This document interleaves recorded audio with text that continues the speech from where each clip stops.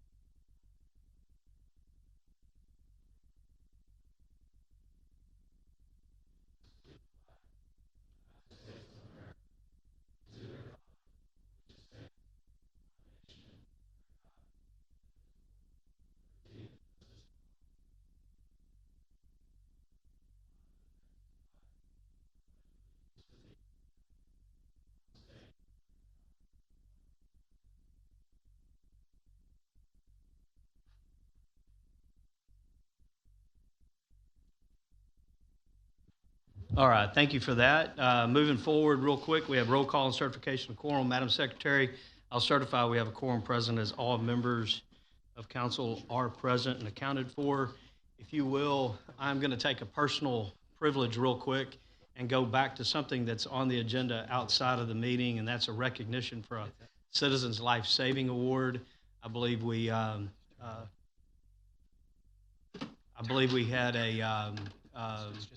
we had a few people late getting here, and we believe we've got most all of our people here. So, Chief Johnson and your team, if y'all would make your way forward.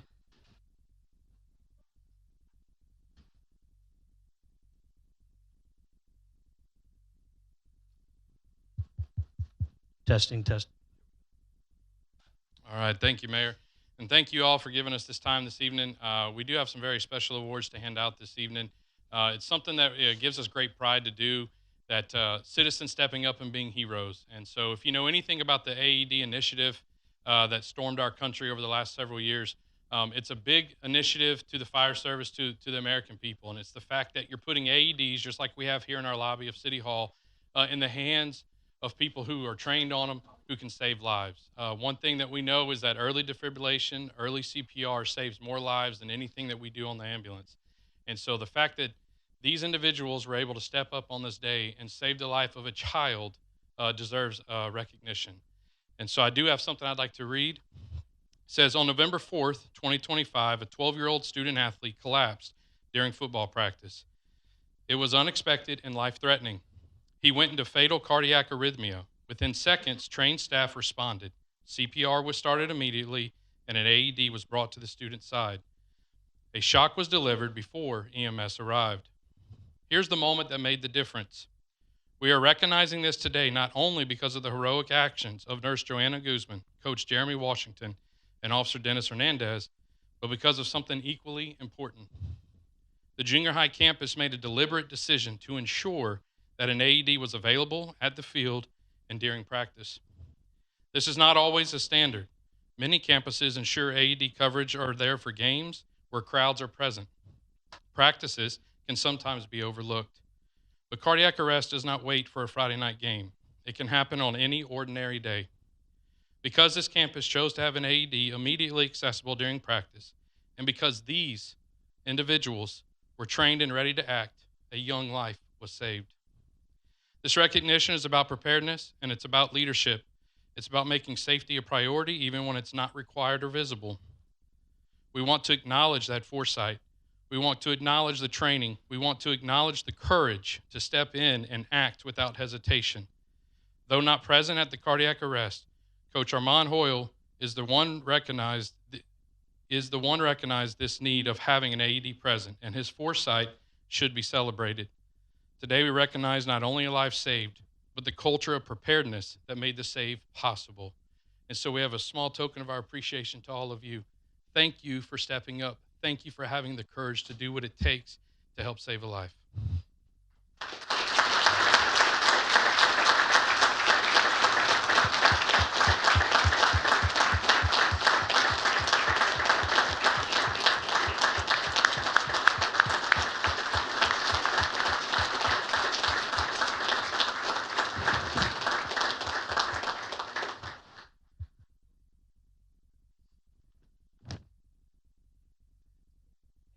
It's okay. All right. Yeah. All right. Thank you very much. Thank you, Mayor. Just real quick before everybody takes off, these types of things are extraordinary. And we have men and women in both of our public service areas in fire, EMS, as well as police officers that do this types of things daily. It may not be that they daily save a life, but they would be there on a moment's notice in order to do that. And so we do set aside some time to have these life-saving awards. When we had one like this, we had school district police officers, as well as EMS, all working in tandem together to save a life. We want to take just a couple of moments to recognize that, say thank you for what you do. And you look at me and say, Mayor, I just did my job. You did, and it saved a life. So we want to say thank you.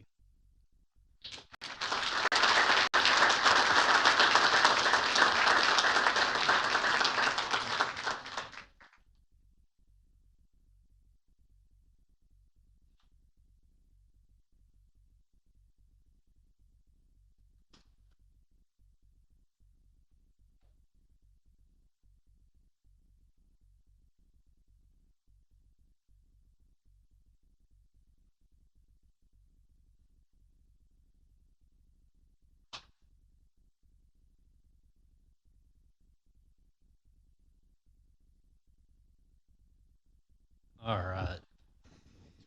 And I tell you what, we had a life-saving awards time this last week over at fire department, and we got to watch 3 different life-saving measures, and it was incredible to watch. We got another one this week over at fire department to see and hear, and it really puts in perspective life, puts in perspective why we do what we do with public safety in our community, because at the end of the day, that's what matters. Is that every child, every parent, every teacher, every coach, every citizen has the opportunity to go home at night. And so it just really puts it in perspective of the work that some of our folks do around this community. So thank you all for indulging for just a few moments. I think it actually set up better that we had that as a part of the overall meeting as opposed to before the meeting. So we could all participate in that. All right, moving forward in our agenda, we have some citizens that signed up to speak. We have several that signed up to be general comments, 2, I believe, 3, and then 1 to a specific item. So Mayor Pro Tem will call your name. Those who are under general will be called during this particular time, and when we get to the agenda item, we will call those that signed up to a particular agenda item. So our first one for general comments is Rachel Bracho. Did I say that right? All right. If you'd make your way to the podium and state your name for the record, and you've got 3 minutes to speak, and thank you for being here this evening. Hi, I am Rachel Bracho. I am a Pearland resident, and I am speaking about the city's periodic switch to from chloramine to free chlorine disinfection in our water system. I understand that this process is used by some utilities to clean biofilm in pipes and prevent nitrification. I also understand that this practice is recommended by the state Texas Commission on Environmental Quality, but it is only a guideline rather than to be a strict requirement. However, during the most recent conversion period, many residents experienced intense chlorine odor and irritation. This has been much more intense than expected. In my case, exposure to the chlorine in the water causes significant respiratory and allergic type reactions, including asthma symptoms and hives. I usually get sniffly during standard pipe maintenance times, but this time is different. If I can't swim in pools, imagine what I go through dousing myself in this reactant every day just to stay clean. Medical research shows that chlorine gas released from hot showers and faucets can irritate the airways and trigger asthma symptoms in sensitive individuals. This is recognized by the environmental health research and by agencies like the Environmental Protection Agency. It is recognized that physical responses to inhalation of chemicals and chemical byproducts is much more intense than ingestion, and the data recorded stating that the chlorine levels are safe are only recognized for ingestion and not for inhalation. My concern is that while this process may be considered safe for general population, it can still have real health effects for residents with asthma, respiratory sensitivity, or certain immune conditions. Although Pearland Water notified the city that the maintenance was scheduled, they did not warn sensitive individuals to expect a higher concentration of the irritant than the usual water maintenance experience. Because of that, I respectfully ask the council to consider a few improvements for future maintenance. Providing earlier public notification before cleaning with free chlorine, publishing the target chlorine levels for the maintenance period, reset the expectations of the residents in comparison to previously scheduled cleaning periods, and evaluating advisories or guidance for medically sensitive individuals.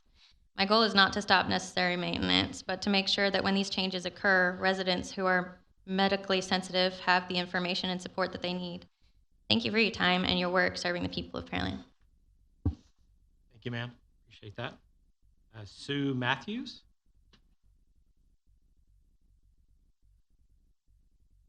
Again, if you would state your name for the record, and you have 3 minutes. Thank you for being here. Okay, Susan Matthews. I've lived here for 30 years, and for 30 years there's been complaints about low voter turnout. Early voting hours in the upcoming city election are 8 to 5. Not exactly user-friendly for working families. I posted online and just asked what others might think, and I'll just give you a couple of the comments that really surprised me. First person said voter suppression. Another person said these hours are because Pearland has no future and doesn't encourage voting, so they don't have to change anything. These aren't my opinions. I'm surprised that it's prevalent. And the other lady said, I love where I live, but Pearland is antiquated in many ways. It's an old town with new houses. So I guess I am in the old town with an old house. And I hate to bring up the F word, but friends with early voting hours have some in the evening and some on Sunday also.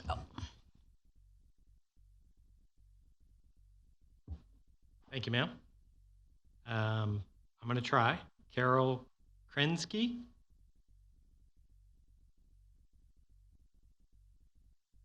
And I believe you're speaking on behalf of an organization, is that correct? Yes, I am.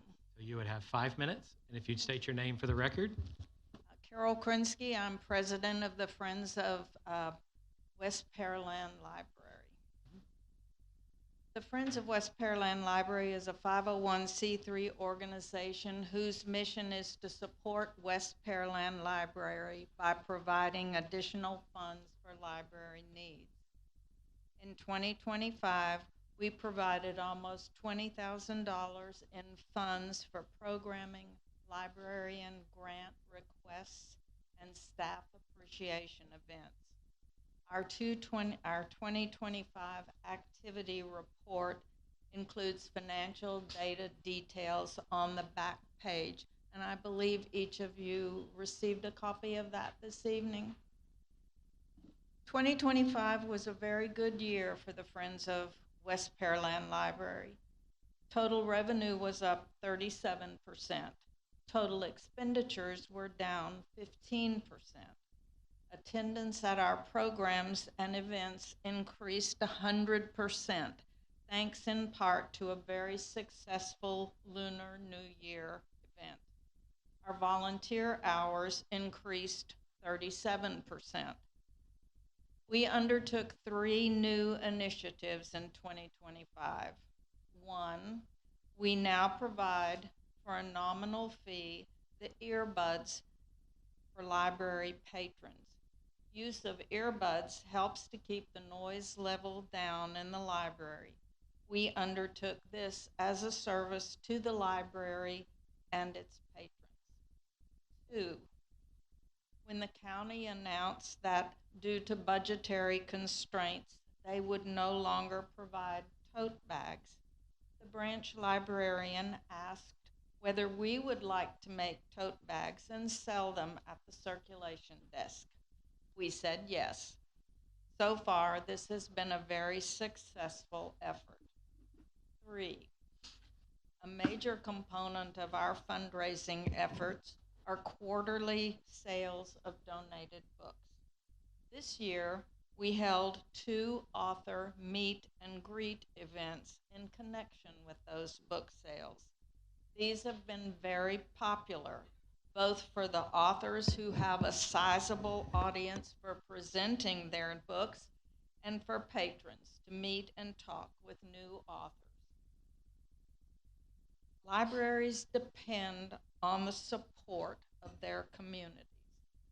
We are grateful to the City of Pearland for its support of our efforts to help make our library a significant community asset. Thank you. Thank you, ma'am.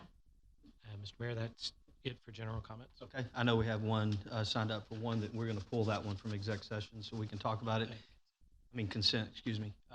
Carol, thank you for you and your efforts, and the Friends of the Library. You guys do a great work, and everybody, well, maybe everybody has come by the library. The parking is atrocious, we know that, but at the end of the day, you guys do a tremendous job for that library, and we thank you enough. All right, moving forward in our agenda to consent agenda, I have items F, G, and I to be pulled. Any others? All right, seeing none, I'll turn to Mr. Koza if you would present consent agenda items A through I with the exception of F, G, and I. Early Mayor, consideration possible action on the consent agenda items A through I with the exception of F, G, and I. So moved. Second. We have a motion and a second. Madam Secretary, call for the vote. Member Koza, Aye. Member Carbone, Aye. Member Travadia, Aye. Mayor Pro Tem Byram, Aye. Member Cade, Aye. Member Fernandez, Aye. Member Patel. Aye. The motion passes 8-0, 7-0. All right. Mr. Koza, if you would present item F, as in Frank. Yes, Mayor. Consideration possible action, resolution number R2026-33-1. So moved. Second. We have a motion and a second. We do have a citizen that would like to address this particular item. Mayor Pro Tem, if you'll introduce them. Mr. Quentin Wiltz, you will make your way to the podium, sir. State your name for the record, and you have 3 minutes. Thank you for being here.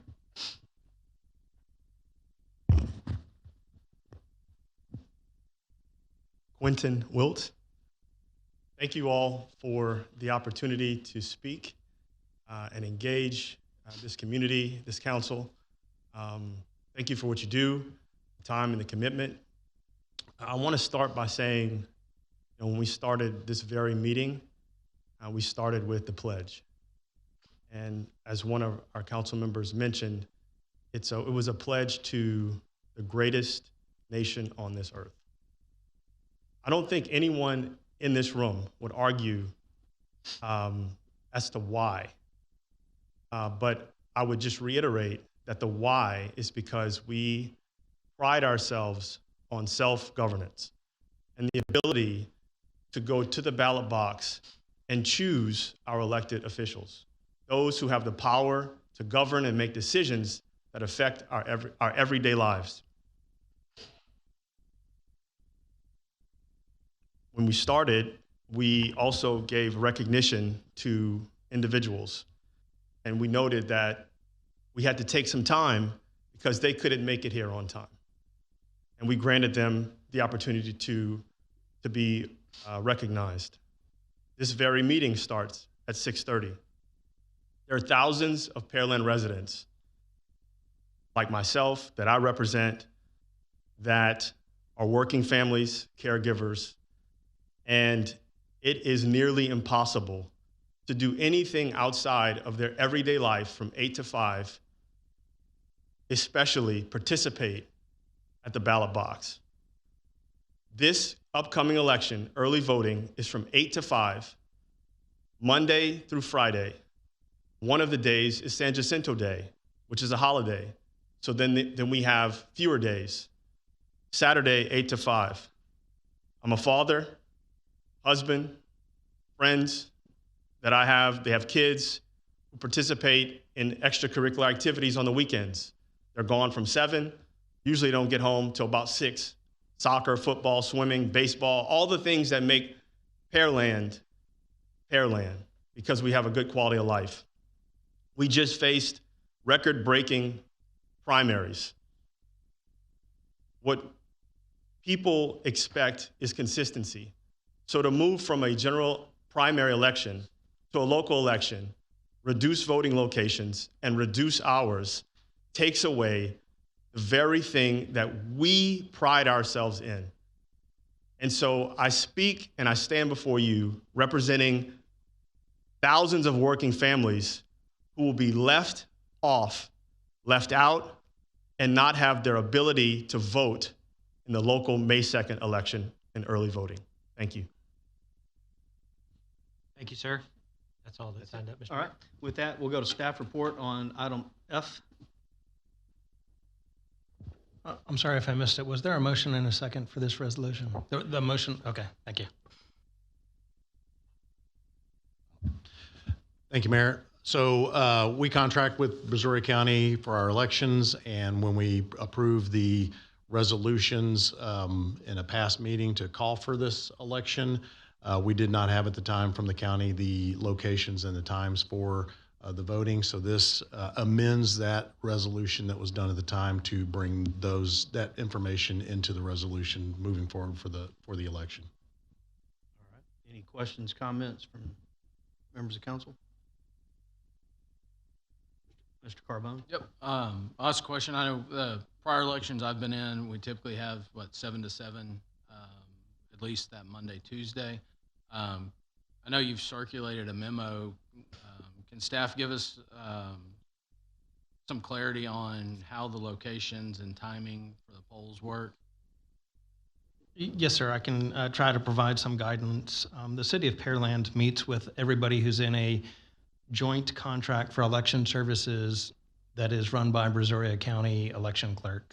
And that meeting that happens in order to organize that and all of those joint elections for the local elections occurs sometime in the December timeframe as we move forward. And then all of those entities who choose to participate in that joint election service normally execute that agreement sometime in February, if not a little bit before that. During that meeting, that's when we talk about, hey, when do you want to do your times and what locations do you want to participate or do you want to host the elections at? And the Brazoria County elections clerk takes all that into consideration, and that is included inside that joint contract. And that joint contract actually lists those times and those locations, and that's what the city of Pearland executed. I want to say it was mid-February. I have to scroll down just a little bit to verify that. It was late February, actually. February 26th, I believe, is when we had signed it.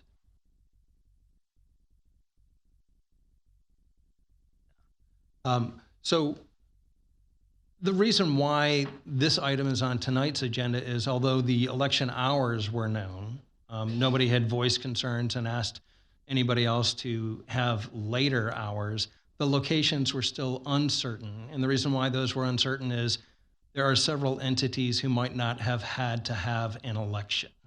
And if that's the case, then those polling places would not be included on the exhibit that's attached for your resolutions tonight.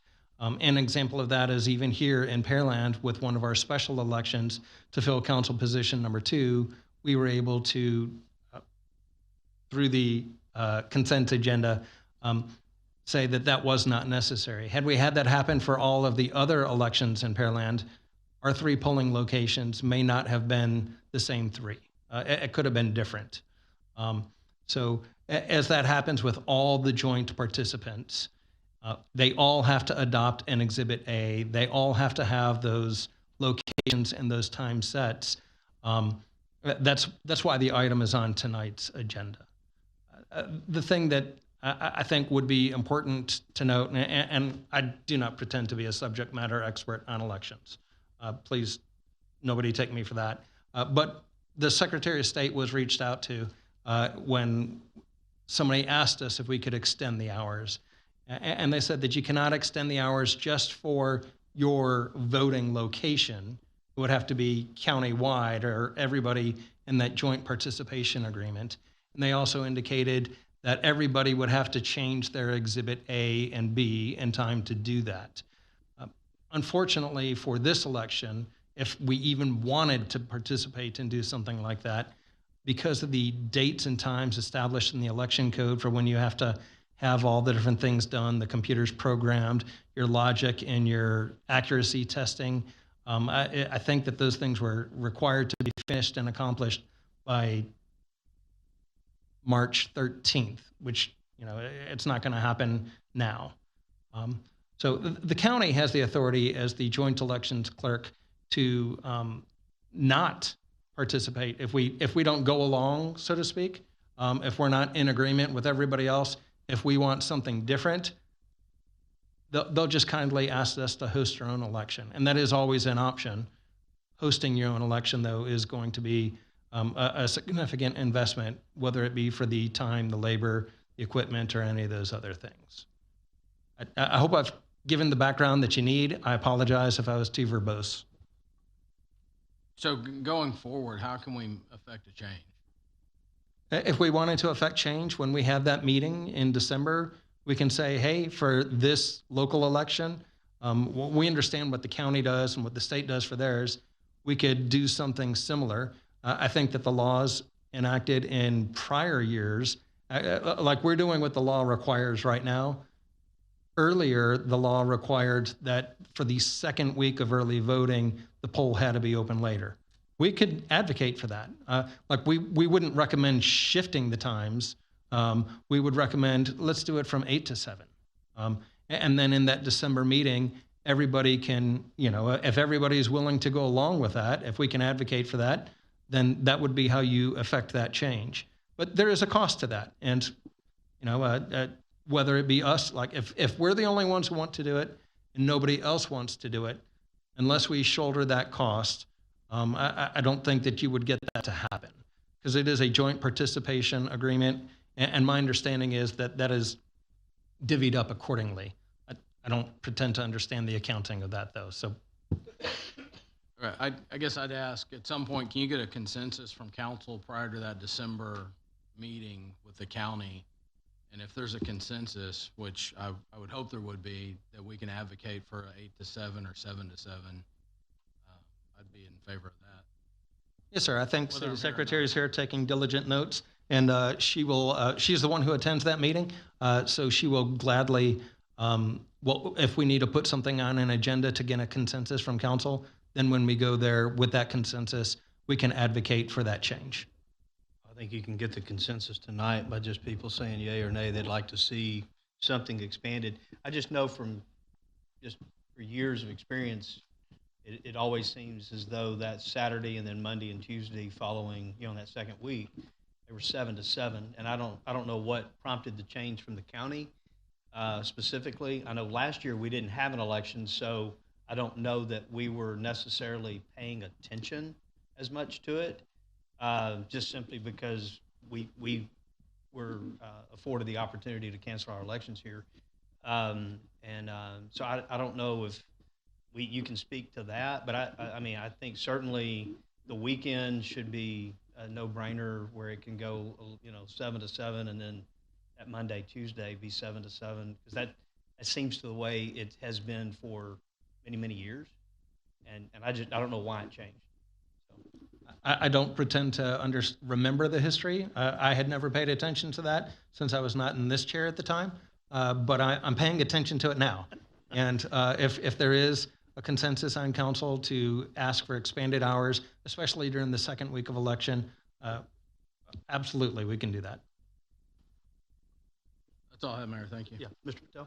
Thank you, Mayor. I guess if you're going to go ask the county for this, I would like to know, by extending these hours in the past, and I guess the reasoning is important, but I guess how many people voted really between 5 and 7, right? And what the cost is to run those extra hours. Because I think on May 2nd, the hours are from 7 to 7. Right. So, and that's a Saturday. Because I know from my understanding, the local election turnout is so low. And so I guess if we're going to ask the data, then ask the data, how many people do show up between 5 and 7? So I think we could also have an understanding of that and what the cost is to run those elections. Yes, sir. We could reach out and see if they have historical data on how many people voted per hour, per day, or whatever it is. I don't pretend to know And how I'm they not, keep that data, but I take your point, and that is, if we're going to do this, let's make sure it's being utilized. Yeah, I mean, again, and then from my understanding, and when I'm looking at this polling locations, the early locations haven't changed. At least I can't see a different location. And then the election day, it seems to be the correct locations also as in the past. So I think it's just the 2 extra hours that we're talking about here. And I guess that's my question. If it's going to be from 7 instead of 8, how many people show up between 7 and 8 in the morning, and how many people show up between 5 and 7 p.m.? So, and just to run some costs on that. Thank you. Anyone else? All right, with that, Madam Secretary, I call for the vote. Member Koza, Aye. Member Carbone, Aye. Member Chavadilla, Aye. Mayor Pro Tem Byram, Aye. Member Cade, Aye. Member Fernandez, Aye. Member Patel. Aye. The motion passes 7-0. All right, Mr. Koza, back to you. Item G, please. Consideration possible action resolution number R2026-44. So moved. Second. We have a motion and a second. Staff report. Thank you, Mayor. This is a special events permit for the upcoming Pearland Grand Arts and Eats Festival. This will be the second year that this festival occurs. That is being done with the City of Pearland in partnership with Visit Pearland, the Chamber of Commerce, Old Pearland Farmers Market, and First United Methodist Church. It includes some road closures on Grand, as well as on Zielinski Drive and East Jasmine during the festival. And this would allow that to occur for this year and the following 4 years, so 5 years total on that special events permit. All right, Mr. Koza, I believe you pulled this. Yes, Mayor, thank you. With the recent event here, I don't know if it's a couple weeks ago, 3 weeks ago, I'm just curious to know, have we gotten everyone that the street closures in the area are okay, no issues?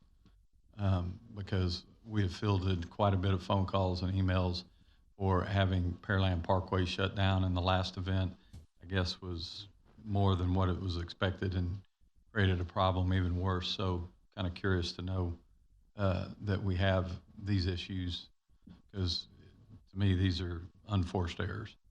Good evening, Mr. Koza. We have this area where we're hosting this event is a little bit different. There's not a lot of residential houses in that area. First United Methodist Church is one of the organizations that would be impacted. They're a partner in this and fully support this event. We've discussed with the Montessori School multiple times. It's also on a Friday afternoon and Saturday. They're going to be participating in the event as well, coming out, setting up a booth, interacting with the community. And they've made some arrangements for their school pickup on Friday to happen on the other side of the building, so there won't be any impact there. There are 2 residences on Grand, and last year they sat in lawn chairs in their front yard and enjoyed the music and really expressed a lot of positive feedback, and that they were so grateful to see the events coming in this area. So we don't anticipate any impact on any of the other organizations or homes in that area. All right, thank you. Like I said, I want to deal with those issues now and not the morning of, when we're behind we're behind the 8 ball to be able to get it taken care of. All right, Mr. Carbone. Yeah. This is a great event. I was excited to see it. I don't know if all of us made it out there, but it was awesome last year. The weather was perfect, and kind of really can get you excited about the Old Town Site plan and what's going on out there. So I don't know if there's tickets available, but it's probably one of my favorite events. I think it's sold out. Oh, It's a never mind. highly popular event. Yeah, well, the evening and the day, both great events and a lot of fun. Just Maybe I good should weather. be clear. The dinner on Friday night sold out. I believe the on Saturday.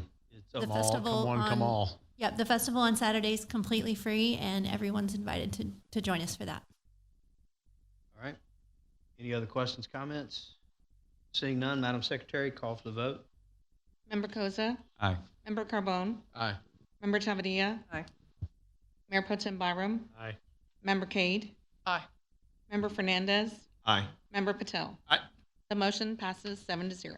All right, Mr. Koza, item I is in igloo. Consideration possible action resolution number R 2026-55. So moved. Second.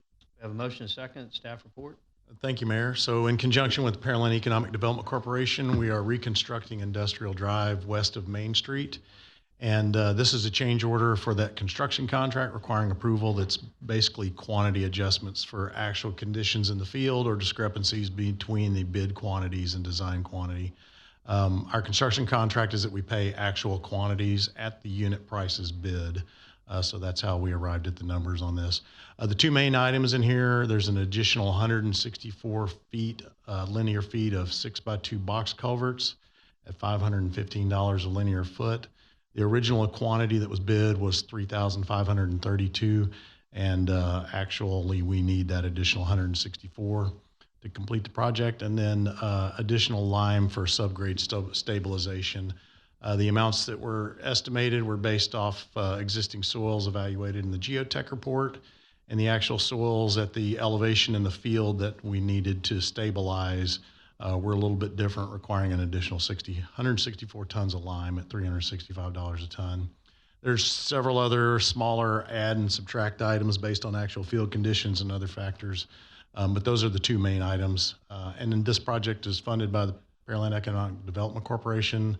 The change order is within the budget, and so we recommend approval of the change order to Conrad Construction Company in the amount of $117,572,000.37. Thank you, Mayor.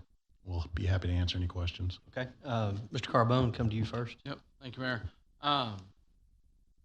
So the calculation error, is this on the contractor or the engineer?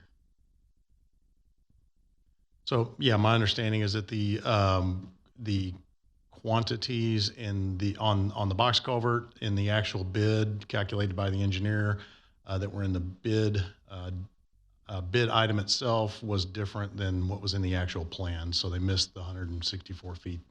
The actual amount in the bids versus what was in the plans by the 164 feet. Is the engineer here? Yes, sir. Thank you for being here. Can you give us some more color on how we got to 100,000 plus change order? All right, appreciate it. Mayor, Council, appreciate y'all having me. So as Trent talked about in summary, is we talked about the box, the 164. So we have Brad, we know you. The mic doesn't. Go ahead and give your name. Oh, for the. sorry. Brad Matlock with Cobb Finley. We are the engineer on the project, design engineer. So as Trent had mentioned, we have roughly 3,532 linear feet in the bid documents. We have construction contract documents, which include the plan set and the bid set. That makes the documents themselves. The plans are correct and have the correct amount of box in them, but the bid form, when the quantity takeoff was done at the 100%, because we're obviously doing a number of iterations as we go through design from 60 to 80, 90, making some modifications here and there. So as we were doing that, we had made some changes and missed that 164 quantity in the bid form, but the plans show that, and that's correct in what the scope of work is and what the city is looking for. So ultimately, when you bid the project, the total construction cost would have come in higher if the number was in there, because you were still going to need that amount of box. Again, it's a discrepancy, it's a quality area, it's a QA/QC thing that we have looked into, and we're looking into addressing it going forward. We are making some changes to some of our quality control verification methods. Ultimately, we have multiple people doing checks and double checks. But sometimes, again, we're not perfect, and I don't claim to be perfect. We do make mistakes on those quantity takeoffs, but again, that's where the 164 is. And I'm happy to answer any of the other questions on the water line as well. How's this going to affect timing? And I guess along with that, what does the timing look like for construction and estimated completion? Great question. So on this change order, there's an additional 6 days that's going to be added that the contractor has requested for these items. And again, this project has added a little bit of challenge to us as we are working with dry utility companies. I'm not going to name any of those names, but we're working to try to get those utilities moved out of the way. We bid the project back. Well, project design was done back in the end of September. We had contacted them prior to, but they wanted a 100% set of plans before they would get started on their process.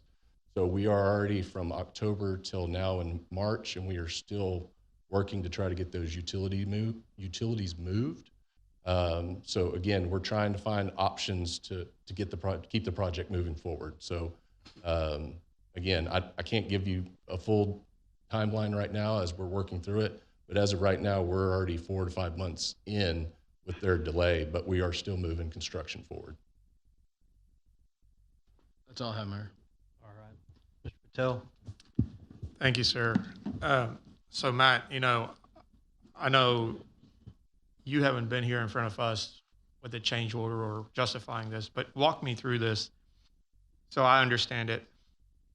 The city paid you for the design, and then the city paid you guys for the bid documents, correct?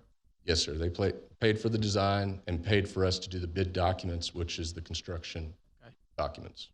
And so I guess in my world, and I'm not in the city world or government world, we go by the contractors to say, hey, here's the bid document, but at the end of the day, the construction documents, if you miss something, it's on you guys.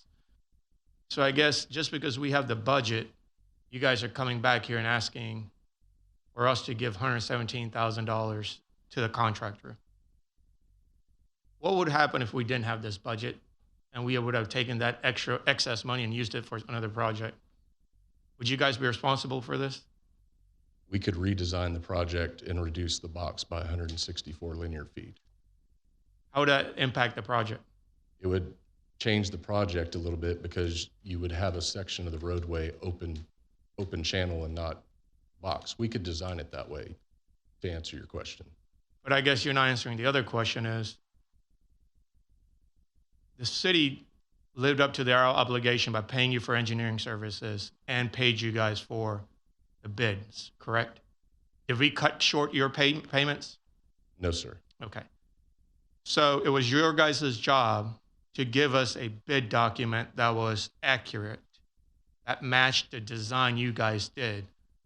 So when the final bid came out, or the contractor's design was bid based on your bids, would be the final number, correct? That's correct.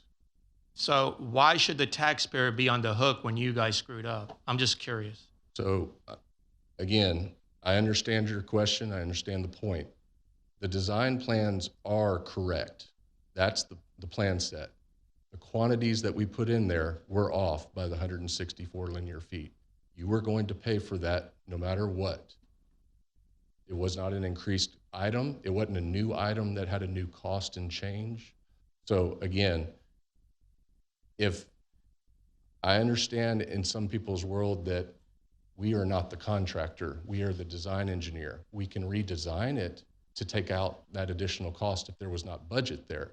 But I don't create, so to speak, I'm not the one that's putting it in the ground. I don't have the means and methods in order to modify, like normal in business, if you had something that you were selling that you could handle that.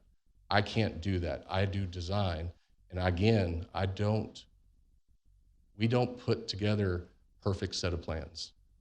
That is, our contract does not state that we put together a perfect set of plans. So, I'm sorry. So we're paying you this money, but you're saying you're not going to give us a perfect set of plans? I cannot guarantee it to be perfect. how much was this contract for design and fees? I'm sorry, the engineering, and how much did we pay for the engineering costs? And I'm just curious. Do you have that, Matt, by any chance? It was roughly, I'm looking it up for you. I've got it. Give me a second. Oh, Brad? Sorry, Brad. Oh, you're good.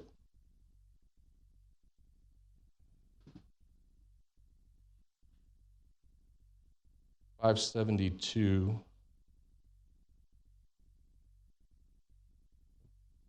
That's just what- 572,903. That's the engineering and the bid drawings, or the bid. That is what we have to date. That is what our plans, our professional service agreement is for. It has a one amendment to it.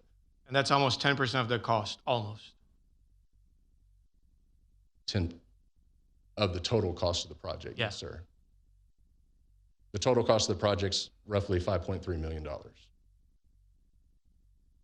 You kind of understand where we're coming from, or at least where I'm coming from. I do. And I'm not trying to circumvent your question by any means. I'm just telling you again that ultimately when we put together a set of plans, we do the best of our ability, what the client is wanting, what the city is wanting. We put that design together. And yes, there was a discrepancy in a quantity by 164 that was made. I agree. I acknowledge that. But again, we have no control over the cost of that item. But when it was bid, it was still bid at $515 per linear feet. Again, change orders are there to add the additional quantity to a project. Again, I do not claim to want to come up here and have change orders on projects. My goal is to not have any at all. But again, I can't guarantee perfection. Have there been in the past where there's been a change orders coming from this engineering firm? I would say every engineering firm we work with, that the resulting construction has some minor to sometimes major change orders. So I wouldn't say that anything that Cobb Finley's ever done didn't have them in the past. We'd have to go back and look at everything. I can make the claim that I've been up here the first time today. How long have you been with Cobb Finley? 17 years today. Okay. In Pearland doing projects? In Pearland. Okay. Again, I understand your frustration, and it is a quality error, but it's not a design error. It's a quality, and we've acknowledged it. If this doesn't pass, what happens? Your contractor eats the cost. No, you're, well, or you even. So I think we're either redesigning and having to do the project to not meet the original intent of the project, or it's a construction contract. The quantities that are bid are basically done off the takeoff of the plan sets, very complicated plan sets. And then our contracts say we pay actual quantities. So if they miss the quantities by a little bit, up or down, we pay actual. This particular one with the box culvert, is going over. There's other ones that ran under. So we pay actual quantities at the unit bid prices. Yeah, and I guess the thing that's hard for me, and I don't know the rest of the council, is we're paying for services that are inaccurate, and he's telling you they're going to be inaccurate. He's actually telling you he's never going to guarantee that he's going to be accurate. So then the question is, at this cost, would it be better to bring it in-house? Or do you give a set of drawings to the contractor and say, hey, based on this drawings, you do it. We're not going to provide a bid set. Like, we're just going to do the engineering and not provide the actual counts of whatever, because that service is not 100% accurate. So then you'd be asking the contractors for a lump sum construction contract. I think you'd wind up paying a lot more. I mean, you keep saying you would think, but we don't know. I mean, what would have been in this case? We don't know, right? Well, it's a game of guess. It's a guessing game at best. I will say, I'll back what Brad is saying. No engineer is going to guarantee a civil project because, number one, you don't know what you're going to find when you open the ground up to even start the project. We do our dead level best to do geotechnical work and some other stuff, but if that is not accurate, or it goes deeper, or there's serious concerns underneath the ground that when you go to open up, those plans are not accurate. And so you're going to have to make modifications. That's going to lead to a change order. That's going to do those kind of things. We had this same exact problem on the Bailey Bridge, if you'll recall. And that engineering firm, same thing, QA/QC, the plan set was correct. Plan set, or the bid tab and the bid number was off. And you know, at the end of the day, our contract states we pay for actual quantities.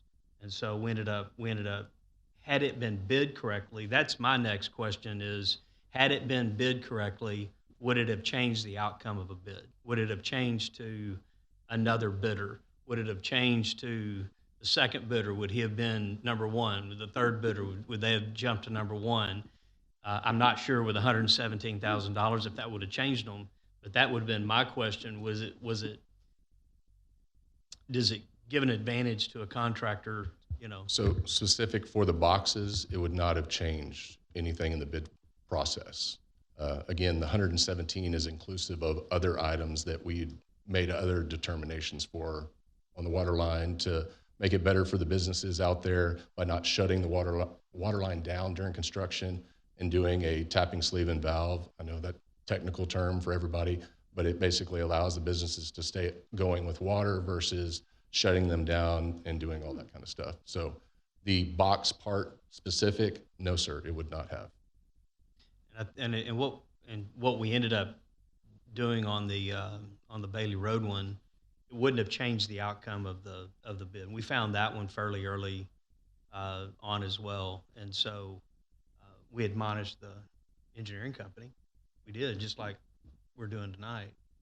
And somehow, some way, QA/QC and their company did not get done properly in some bid tab somewhere of putting the right quantity in there. But I don't know that you'll ever find an engineering company that will sign up for a contract that it has to be 100% accurate. Only because there's things that change in the field that create an inaccuracy of what's on the plan set. And I guess, Mayor, then the question would be, would it be better to go to a lump sum contract? I mean, would it be? I don't know. Yeah, I can give you some, just from my world, because I deal with architects and engineers every day. And what's on paper and what ends up being built is rarely ever the same thing, because there's random things that happen. When we have a unit price contract for materials, say I order a framing pack for a house based off of this material list, they start putting the house up and they call me and they go, you know, we need 175 more 2x12s. I got to get 175 more 2x12s. I can tell you from my own personal experience in the construction world, if you go to lump sum, your lump sum prices are going to be higher because they're going to pad it for those field changes. They're going to put it in there and say, we don't know, but when you have a lump sum, you don't get the benefit of when quantities come in under. You just pay that dollar, period. If they can find a different way to do it, that benefits them, not us. Sure, and it could be also the other way around too. 100%. Can be. So it can be both sides. 100%. Right? 100%. I think to add to that discussion of lump sum versus unit pricing, in the civil construction world, the industry norm and standard is you bid it with quantities and unit prices. When you get into buildings in the architectural world, that's when you see more lump sum, and that's typically what we do on our buildings as well. And then you do the material breakdown after that. That would be another concern if you change that up in that industry, whether you would attract bidders at all. I do have a question. We're talking about $117,000. Roughly, I'm going to get in trouble with Dias math, roughly 2% of the total project cost. 2.1. We've got $270,000 worth of contingency in there. Is this basically going to come out of contingency, or are we increasing? Yes, sir. Contingency. So it's going to come out of contingency, and this is what we put contingency in for. I will say to your question about Cobb Finley and how frequently do we have issues with them. I know I've been here for 2 years, and in the 2 years I've been here, I've heard of several different engineering firms that we've had issues with. Cobb Finley is not one of them. So I appreciate the willingness to say, hey, we messed this up. It's still within scope. It's still within the contingency. The reality is things happen. This is not, to your point, the bus on Bailey Road, that was huge. Right? This is 164 feet out of 3,000 feet. It was 5 times this. Yeah. So, yeah, expect you guys to do as good of a job as you possibly can do, but I do think it's reasonable for, a bit of a margin of error. Mr. Koza? Thank you, Mayor. So Brad, on RFI number 6, it's page 8 out of 9, if you can put it up on the screen. Can we talk about, it says in here that,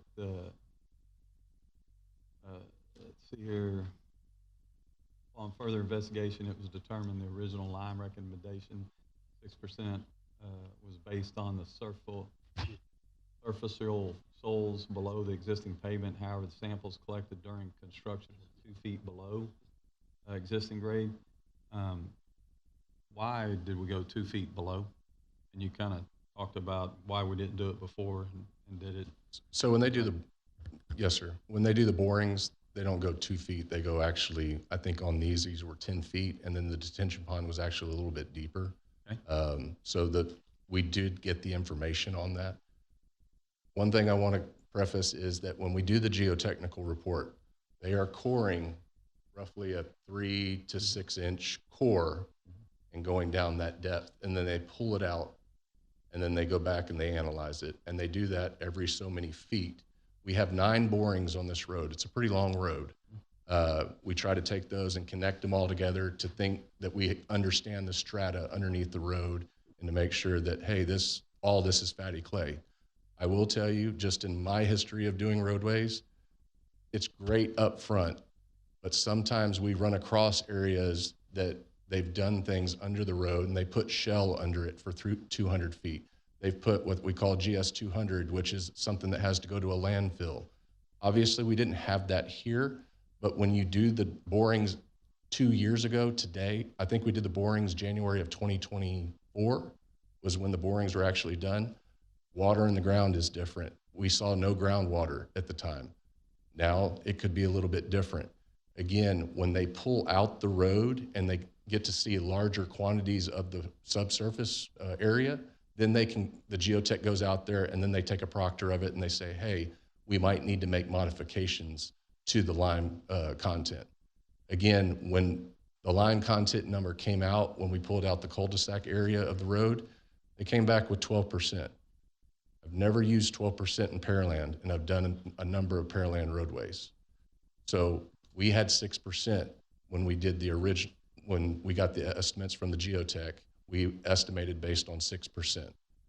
And so the quantity that you have going forward is estimating about 10% because we do not believe a 12% lime content is necessary for that entire roadway. So again, there are going to be discrepancies between what we bore in the 3 to 6 inch coring to when the contractor gets out there in the field and he starts pulling things up. But they're going to assess that as they go. That's why we have a materials testing. The city has a materials testing firm that's going to be out there doing that during construction. Okay. So when you say there were 9 borings, is that what you said on the road? Yes, sir. So what's I guess, standard practice for how many feet apart? It's roughly 300, 350. Sometimes the cost, people don't want to pay for a bunch of borings because they ultimately know that they're going to get to it in construction. So we kind of have assessments. Everybody's a little different, but the city has a standard, and that's what we had worked on. I think it was 300. Don't quote me on that. Okay, that's fine. And what I heard you say is you're planning on, or this estimate right here is on a 10%? Yes, sir. So if we continue to go, you could be back for another 2%? If we were to use 12% for the remaining amount, we would double what we currently have in the bid form because we had estimated 6%.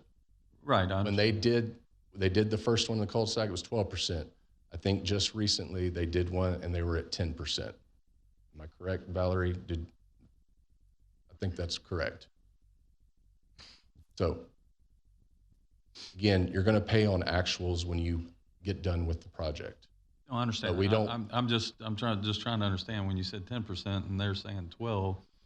If we do it on 10 and then we hit 12, well then what makes sense to me is you're going to be back for more money if it costs more to have 2% more in it, right? I believe we've done some additional testing in some of the new areas, and it showed a little bit lower. And I think based on the geotech, we'll continue to test throughout the stretch of the roadway. And the expectation is that we're going to be at 10 or below. We won't be 12 throughout the corridor. But yes, if we were at 12 throughout the corridor, we'd have to add back some additional lime on top of this amount. Okay, because I mean But it's based on actual. We're a little needs. under half of the contingency right now. So I mean, any other issues could eat that up.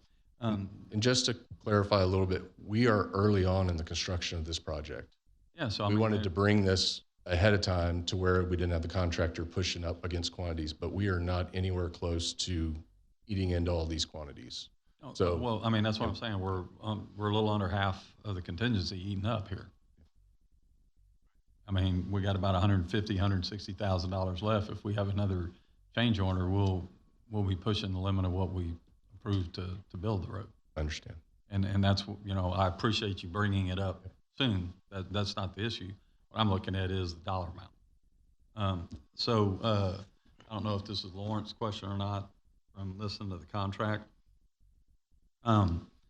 So it says we're not holding them accountable for these type things.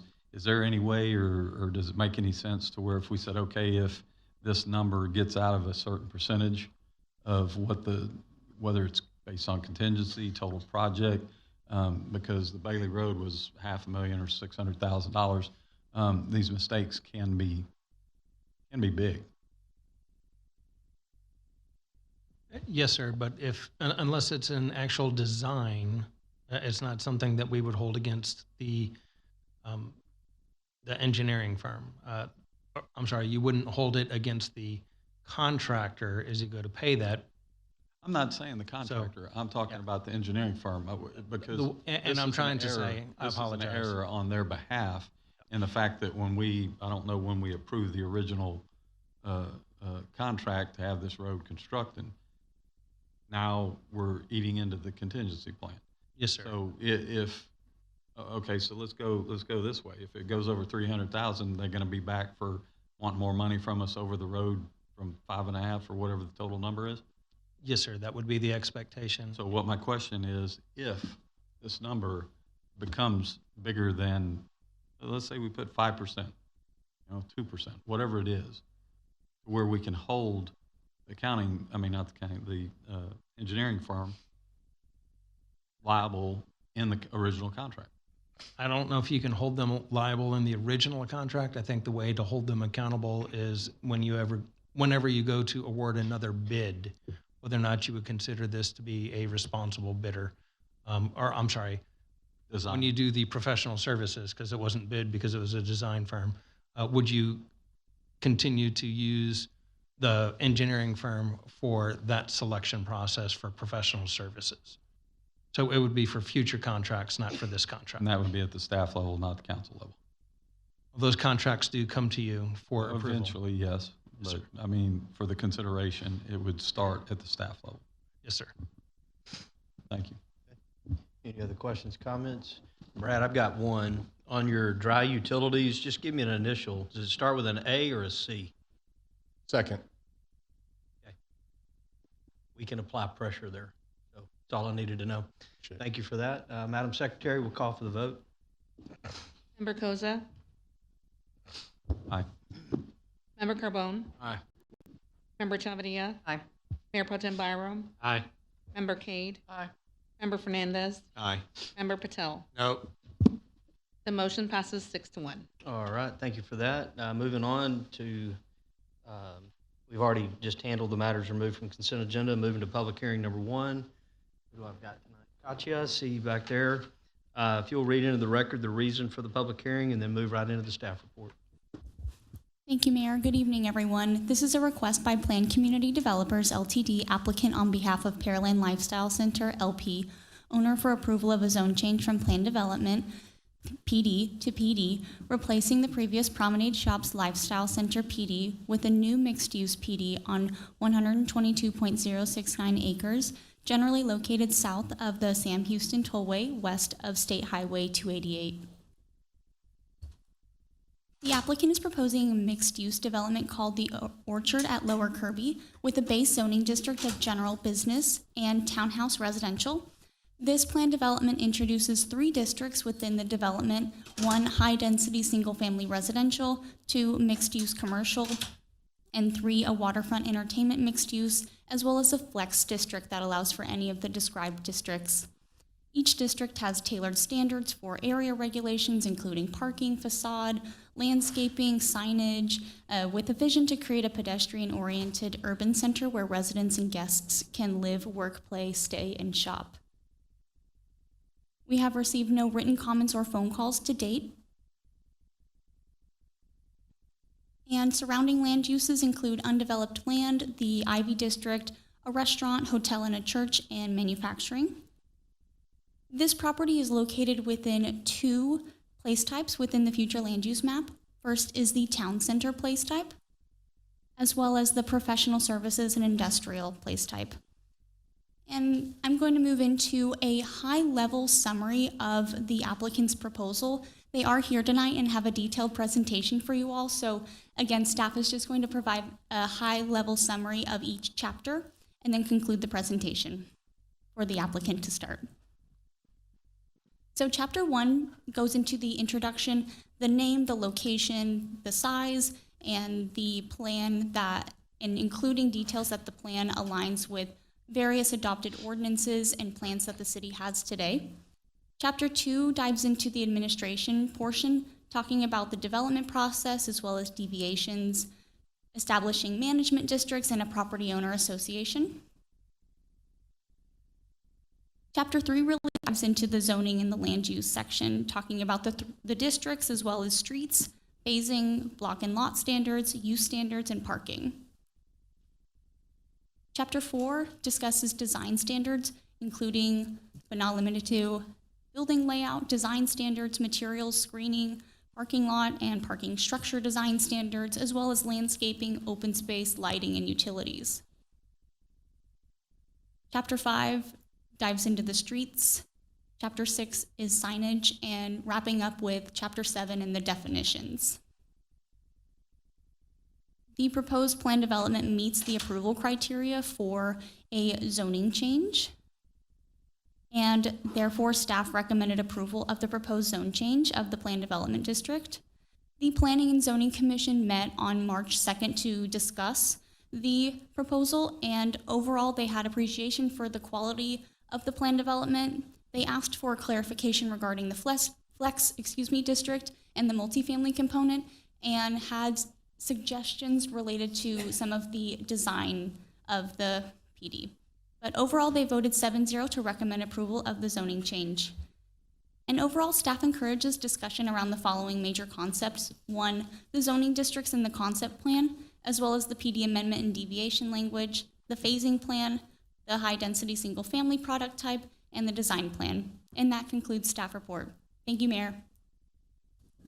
All right, thank you for that. Don, I see you and your team back there.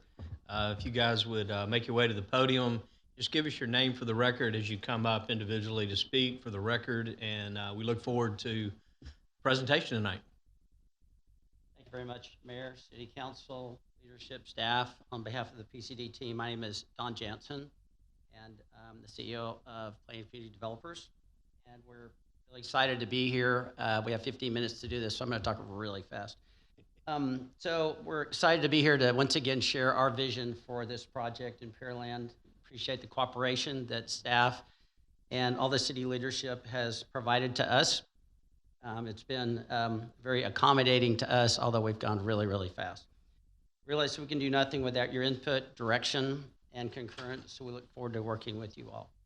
Our presentation will include Wendy Lewis Buckley with our firm and then Blake Coleman with TBG. So before we discuss the developer role, let me make sure this thing is going to go right where it's supposed to go. Right. So we're going to go through these 4 points, but before I discuss the role of the developer, what we'd like to do is really talk about kind of how we've gotten to where we are today. And somebody knows the history, but when you think about it, from a workshop standpoint, we recognize we're coming to Pearland, which is your city. We understand that. We have ideas and we have a vision, but the true vision is what you set forth many years ago. So we want to be respectful of that, and we want to make sure that when we come to your city, that our vision is your vision as well. So we know that what's very important is this, that whatever we do, first and foremost, it benefits the community. I mean, business is important, but the community at large is who's going to be using this mostly. And so we are looking to how we can create a project that really will benefit the community. So a bit of our history. And the history of the project, there have been 2 other developers that have been trying to do this for 20 years. Well, unfortunately, it's in the same state it was in 2007 when Bass Pro moved in. The reason that the other 2 developers failed had nothing to do with their capabilities, because they're both very good developers. It had to do mostly with uncontrollable market conditions. And unfortunately, we're going to experience those same ones in this. But ultimately, I think at the end of the day, you're going to say, well, with all those issues and headwinds, so why is PCD so excited about this? Because of Pearland. Pearland has grown. Pearland is not the same place that it was in 2007.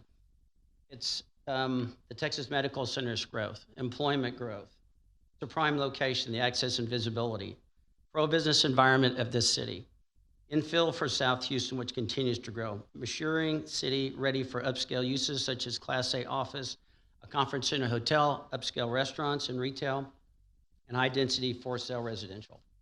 From a lender perspective and investors, they need the assurance that our development plan can pivot and adapt to changing market conditions timely. Adaptability designed into this plan allows us to respond to the market demand. To be successful in the long term, development of the Orchard requires a strong, close working relationship with the city, county, ISD, chamber, and most importantly, the community. Having developed for 40 years, community engagement is the #1 thing we're going to do, and we're going to do it day one. We want to know what the city wants. So we started this already. We've met with the chamber board, and we're going to continue meeting. We're meeting with the Lower Kirby, sure exactly what the name of it is, but the Lower Kirby Development Group on the 16th. So now let's talk about the project. And so the role of the master developer, a lot of this might be self-explanatory, but is we're the lead entity. We're responsible for the phasing, we're responsible for the team, we're the quarterback. So as in a sense, we're the conductor of this. So we've got to prepare the raw land, and with infrastructure, road utilities, sell service parcels to subdevelopers and builders while retaining control over the overall vision, quality, and the design standards.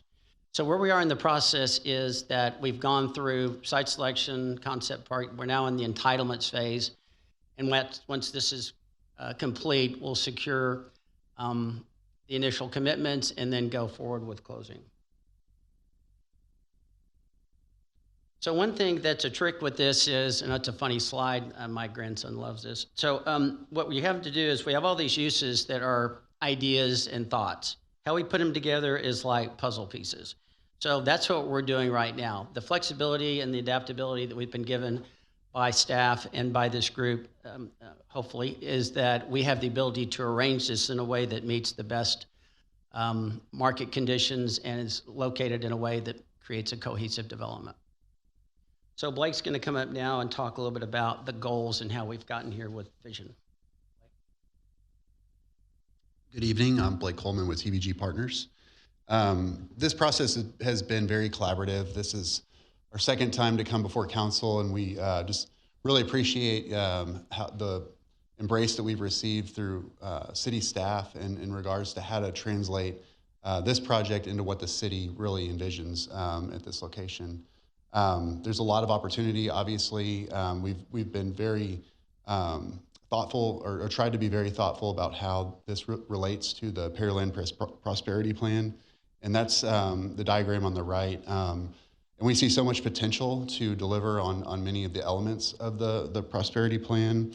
These are just a few of the things that really jump off the page in terms of those opportunities that we have to really deliver, from cultural arts to business development to parks and recreation. There's really a tremendous opportunity here to make a meaningful area for Pearland, obviously. So with that, we wanted to talk about what's the vision, and since we've come to you last, we've been thinking a lot about how this place will look and feel, starting with the name. The Orchard, we want this project to really embody Pearland, and when people come here, we want it to feel like Pearland, like it responds to the people that live here, that it responds to the environment that's created in Pearland. Something that's casual, but at the same time sophisticated and elevated, but very welcoming. The name Orchard is responsive to the city's history and identity as well, and that really that name embodies what we see happening in the built environment. These are just a few words that we think when we think of what this experience will be like. Things like vibrant and green space, urban, inviting, nature, charming, elevated, all these things coming together to create an experience that's not just your average experience, something that's going to draw people from across our region. So this is a snapshot of the overall design plan, and again, as Don mentioned, this is very much like knitting a puzzle together to make sure that we're responding and placing uses in a way that's strategic and allows for it to work within itself, but also in context with the surrounding district. We're going to go through in more detail through a series of enlargements on each of these zones, but some of the things that from a high level that we want to really talk about and celebrate are how we're improving Bass Pro. We're leveraging that as really this vibrant pedestrian district that leverages the existing water and waterfront, and that starts to transition through walkable streets to single family and different product types that come in the high density residential zone. And then again, leveraging the network of trails and open space that's already emerging in the district and already is existing, and weaving that into the project. This is just a diagram you can see on the bottom right. It's a little small, but the big idea is just that through open space, through a trail network that's connecting to the broader system. We really think we can deliver a walkable, people first experience. And when we say streets, we mean that intentionally. We don't want roads that are going to be just car movers. We want to really slow the traffic down, deter traffic where possible around our district, and really make the pedestrian experience safe, shaded, and really what sets this district apart. So I mentioned we've been thinking a lot about what this district will feel like and what the experience will be.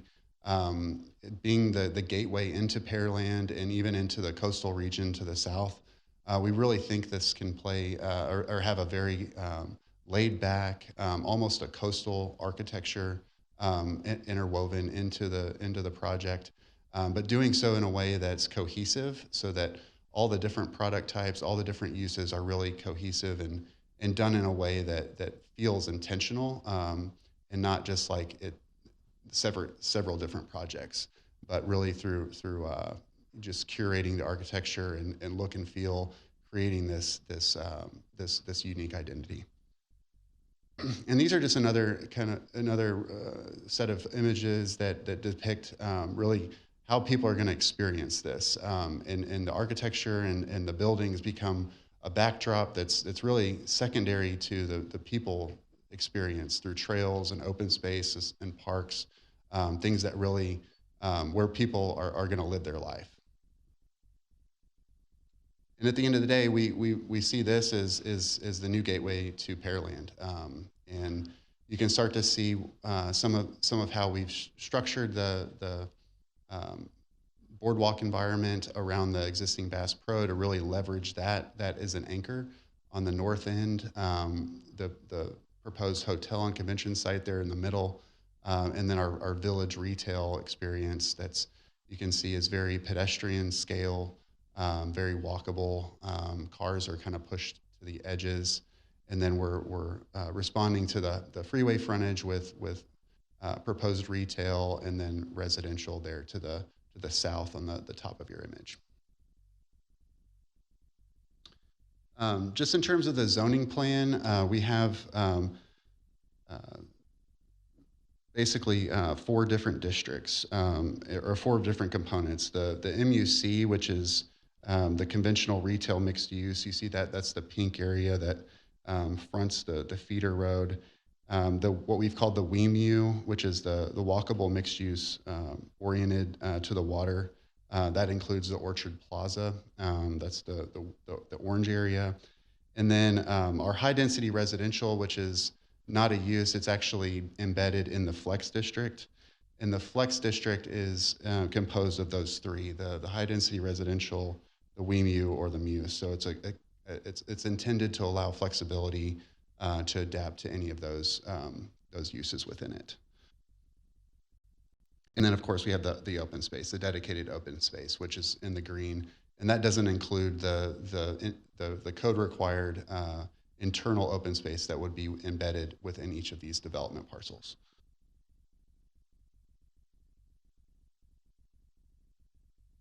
Real quickly, we'd like to go through and show you some of the product types. So what you're looking at is the high density single family, as well as, this is the flex area, but it also includes one multifamily project. So there are a number of different product types that are out there in the high density market. And to the top right on your screen, those are townhomes. The middle would be more garden home related, and then the bottom is live work. This is an example of a muse that would go through the middle of one of the high-density projects, and what we would do is use this actually for utilities. So we're going to have to figure out how to do the trees, maybe move them to the right a little bit, but because you have to get the utilities in amongst what you're seeing here is really townhomes, you've got to figure out a way to make all that fit together in this high-density environment. So they have very small front yards, but everyone to have a front yard to be able to enjoy some flowers or some landscape. So this is a series of different types, which would be all different product types, all different looks. You're going to see everything from what would be a hardy board exterior with a blend of some kind of stone. We really like the stone products.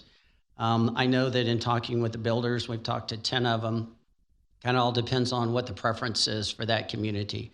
So what we're showing here is a really collage of all different, from townhomes to duets to individual top left lots and type of homes, and then the bottom, that's middle on the left, that's a single family home as well, and then the bottom left is actually brownstones. So once again, more looks at how you start seeing how these are integrated, and with a little trail, there's not much room in front of each home, but it's kind of meant to be that way. You're kind of living next to your neighbor and the people that are walking around you. That's just inherent, and we see that in these types of projects. And this is just a diagram showing what Don had mentioned just a second ago about the product mixes. So within the high density residential, we're envisioning a mix of different product types, from duets to townhomes, to 4-packs. Really, we want the flexibility to be able to come in and really not only adapt to the market as the project develops, but also what this does is it gives the single family area a lot of more diversity and interest. So I think what we don't want to have is a homogeneous repeat of the same product throughout. This having more flexibility and a mix of product types is going to make it feel more organic, like it developed over time, like a true city. And so that's part of it, not only a design strategy, but also a way for us to respond to the market. In the mixed-use commercial district, this is actually the 288 frontage that shows a retail shopping center. There will be multiple uses that are going to be included in this, from restaurants, entertainment, retail. We're also exploring restaurants that would be maybe along the 288 frontage, but group them in, say, 4 restaurants together with green space in the middle. So there are ways to do things that are maybe not traditional, but they still fit and provide that walkability and green space that we're trying to achieve. The next 3 slides are multifamily, and what we're specifying and what we've worked with the city on is these have to be the high-end, upscale. They're called a Gerben product. I didn't know what that was, but it's actually an urban product, 4 stories. But you can see that they have a lot of different looks and treatments. In this one, you can see the bottom left, the amenity area. They're 4-story. These are very high-end units, and the rents are commensurate with being high-end as well. This is Katy Crossing, which is once again a 4-story product, stone, brick. You can see the amenity center with a fireplace. And then this just shows and demonstrates how they're different roof types. Once again, 4 stories, but there's going to be the attention to hiding rooftop unit. So there's going to be a lot of attention made in the design of these. So we're very cognizant of the fact that they have to be upscale units. And when we get to more the retail, the top left is actually a group we're talking to, which is a very high-end fitness facility. On the top right and left, you can see examples of shopping centers that we actually built in Sugar Land, which is adjacent to Sugar Land Town Square and the mall. And so, once again, this is more of a low-rise building, but it has a tower element that kind of creates an upgrade experience. The bottom right, we can't say the name that's on that picture, but we really hope we can get them to come here.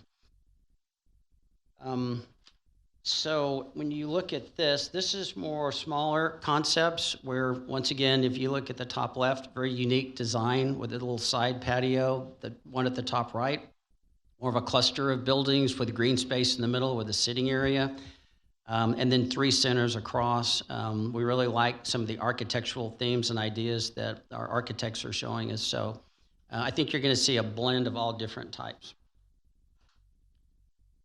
And in the waterfront district, in the very focal point of that is the hotel conference center, and then everything kind of comes together around that. And so you can see there's a central gathering space immediately adjacent to that, very similar to the plaza that we built in Sugar Land Town Square. We have little clusters of buildings, retail around that. There's some waterfront retail, which we're really excited about that. We already have 3 restaurants that really want to be a part of the waterfront district. Once again, it's kind of a villagey concept. There's an office building, kind of the bottom right, if you would, supported by a parking garage that would actually support the hotel conference center in the retail.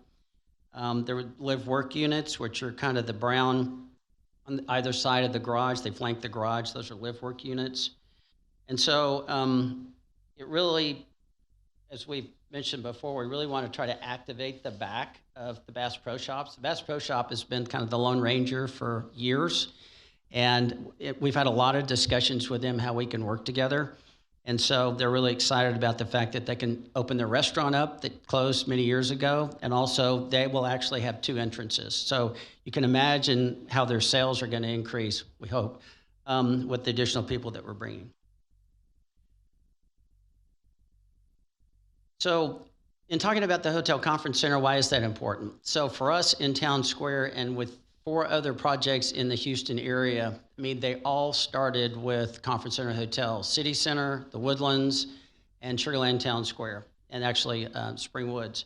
And so those were the first components of those mixed-use projects. They create the gathering space that we need, high volume traffic while enhancing the live, work, shop, play environment. With the increased foot traffic, hotels boost the economic value of surrounding residential and retail spaces. Probably one of the biggest is it attracts headquarters locations. In Town Square, we attracted the Minute Maid Corporation's world headquarters, CVR, which is a publicly traded company, and the 2 reasons that they wanted to come to our project at the time, this is back in 2007, was because there was space for training, board meetings, and they were able to host visitors. So it provides a 24/7 activity, shared services that the community can use, which are gyms, restaurants, and lounges. So this is a view from the south to the north. On the bottom left, you can see an office building. In the very middle is kind of that villagey concept with the focal point being the green space, the central gathering space, the conference center hotel, top left. You can see the waterfront dining on the water. And then to the right, bottom right, you can actually see a multifamily project, and then you can see the retail that's along 288. So these are a lot of just examples of pictures, whether it's hardscape or greenscape. You can just see using festoon lighting, open walkable spaces. In the background, you can see office buildings coming up in the distance. So you just start getting a sense of what it looks like and how they work together. This is a collage of 3 different looks at that, some dark buildings, some lighter color buildings, some hardscape, some greenscape. So there's a lot of different ways to arrange these puzzle pieces. So we're considering all those ideas. And then these are just a group, this is a group of buildings that we get ideas through the Urban Land Institute just to say, before we start, what do we want the theme to be? Blake used the word coastal. Well, what does that mean? I don't know, but somehow it's got to fit together and pull the project together and make it unique to Pearland, yet sophisticated and urban feel. So when you look at all these different projects, top left, that's the Yard House. Great concept that we'd like to get here.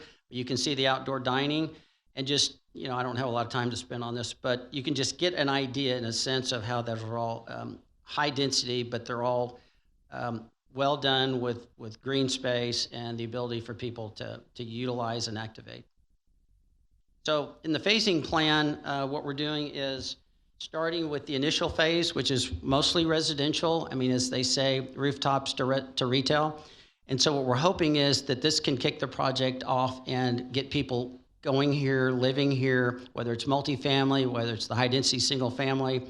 Doesn't really matter to me. It just needs to be in a nice, high quality structure, whatever it is, that starts to activate this. The subsequent phase is actually going to go with the initial phase.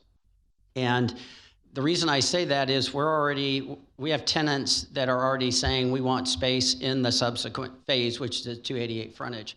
So we see the commercial as important as the residential. You can see the phasing saying that it's more residential focused because that's where we're starting. But we see both of those mirroring and working together.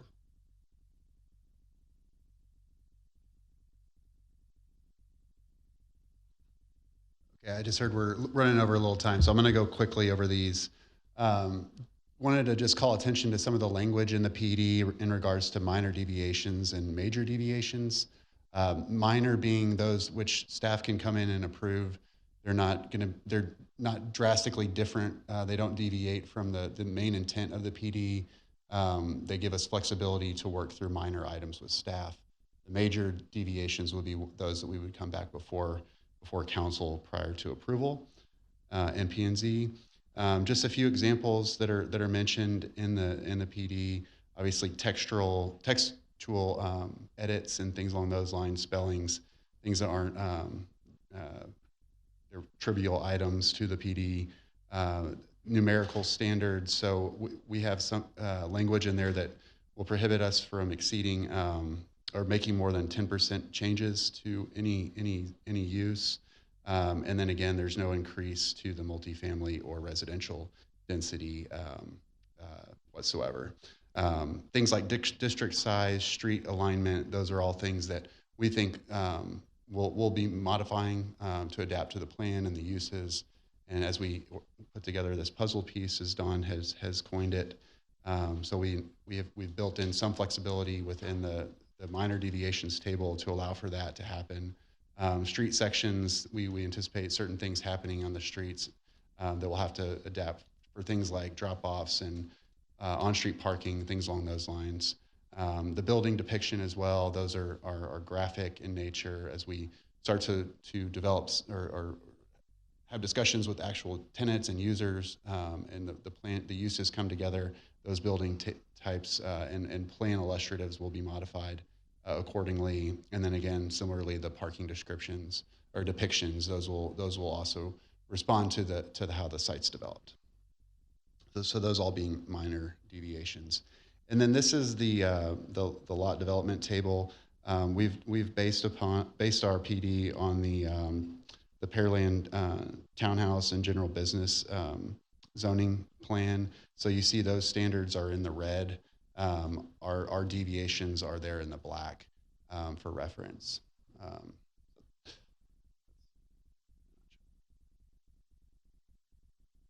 Good evening, Mayor and Council. My name is Wendy Buckley, and I'm the Managing Partner for PCD. And tonight I'm going to quickly cover the administration, what happens after all of the approvals are received, how do we move forward, and how do we keep everyone within the boundaries that we've established. Most of that will happen through the documents that are created, which includes the PD that's for consideration, also restrictive covenants and design standards that will be put in place for the districts. We want to create a vibrant, walkable, secure, and cohesive environment. And as we start making land sales and having new partners come on to address specific components such as single family or multifamily, commercial, we need to be able to give them the guidelines so that they can be part of the environment that we've designed.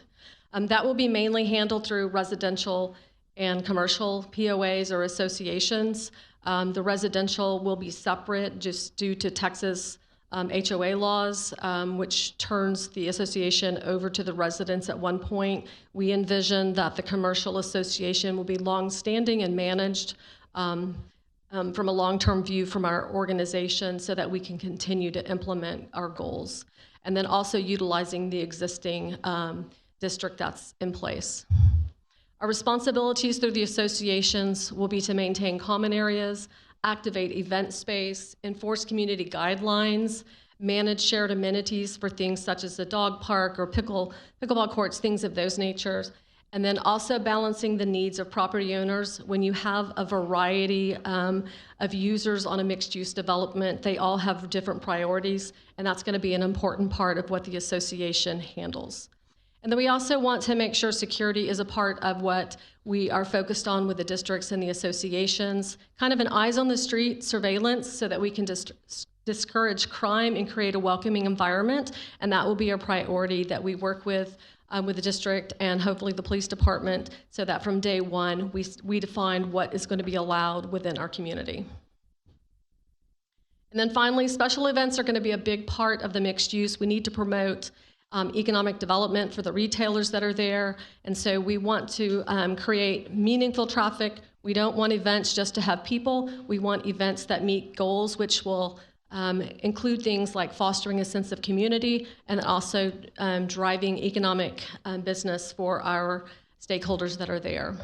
And then we also will have a board that's part of the association. Goals will change as the project evolves. We may be setting new goals, but the board will be a part of that process. And then programming priority is a big part of this section, and that is about the association having the predominantary right along with the city to control the spaces that can be leased, and then they may be leased to outside organizations, but the association and the city will take priority in being able to utilize those spaces. And then there's just a few pictures that are here just talking about what the space will look and feel like, and then also what type of events. We want community events, again, things like movies, community tables where people come together for wine festivals, and live music always bring great economic boost to our retailers.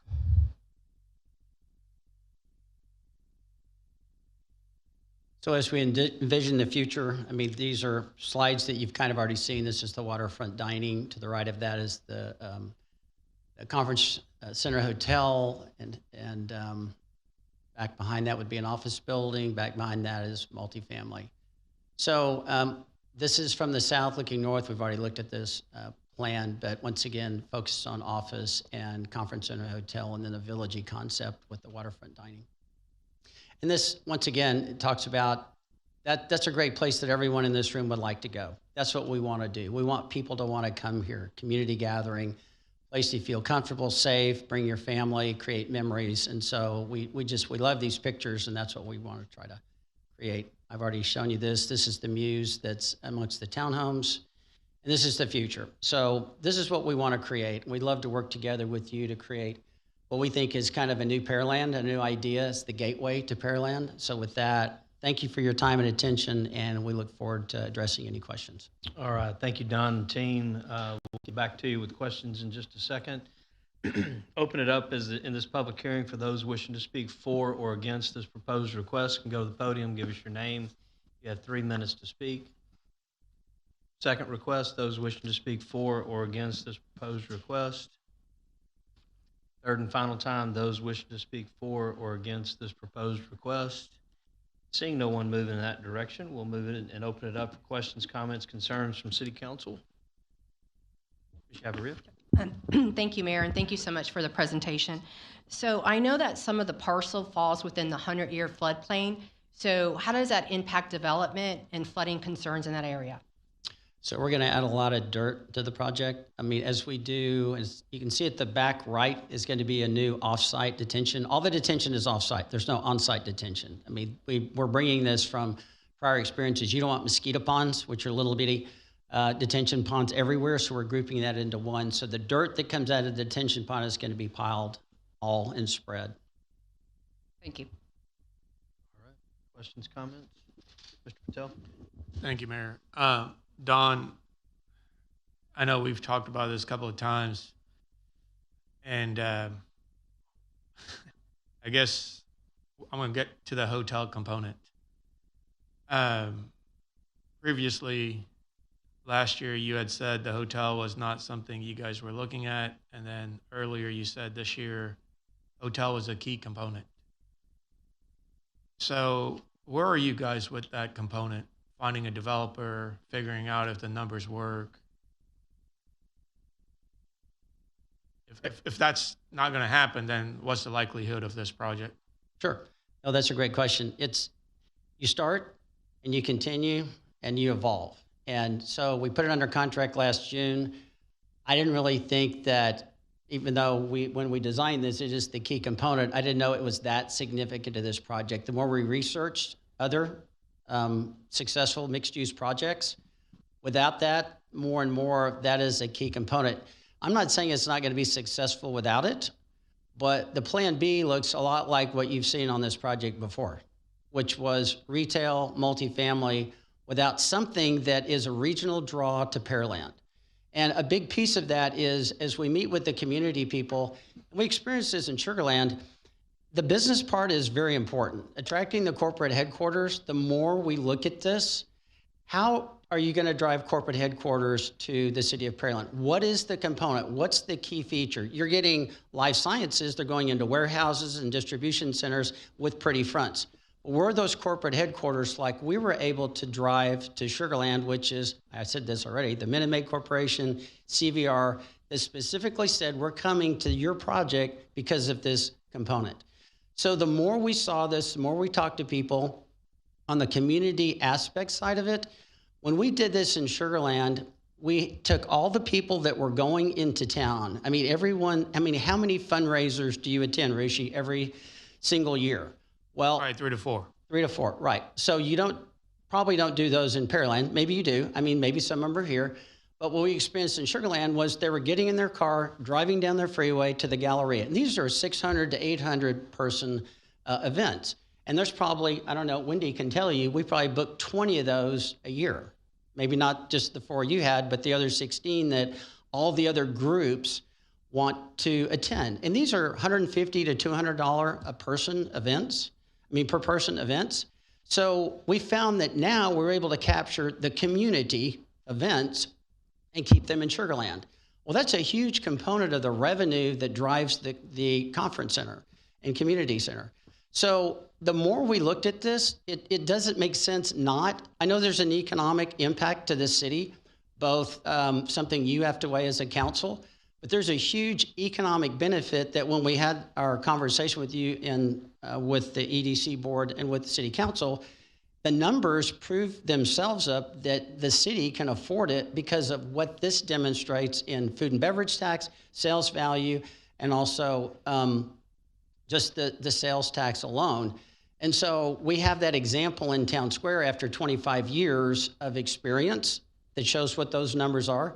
So the more we saw it, the more it needs to be the component that drives everything. It is the regional component that makes this project different from any other project in Pearland and really in the southern region. So that's really what has driven us to say that is a critical part of this project. Sure. And so, and I look forward to that study and I guess what you're asking. I'm sorry, I didn't answer. I'm sorry, let me answer your question about the developer.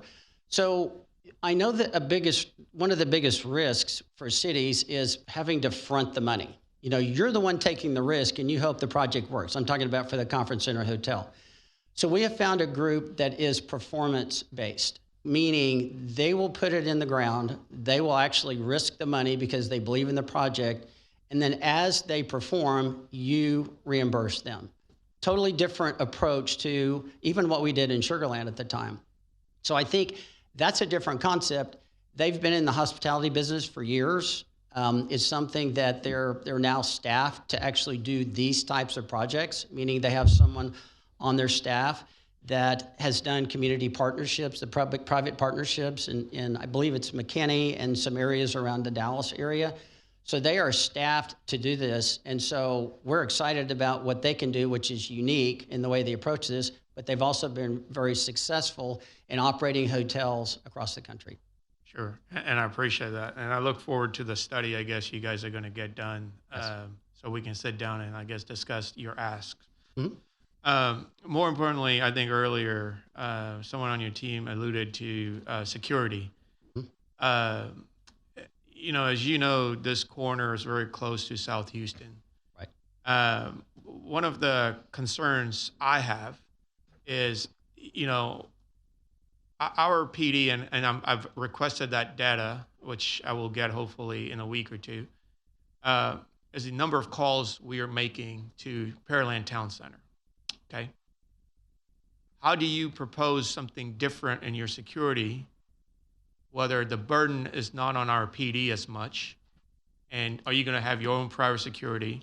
Are you guys having your own security camera systems to monitor the entire property? And so what's your game plan on that? Okay, that's a great question. That was the number one question that we asked when we did Town Square.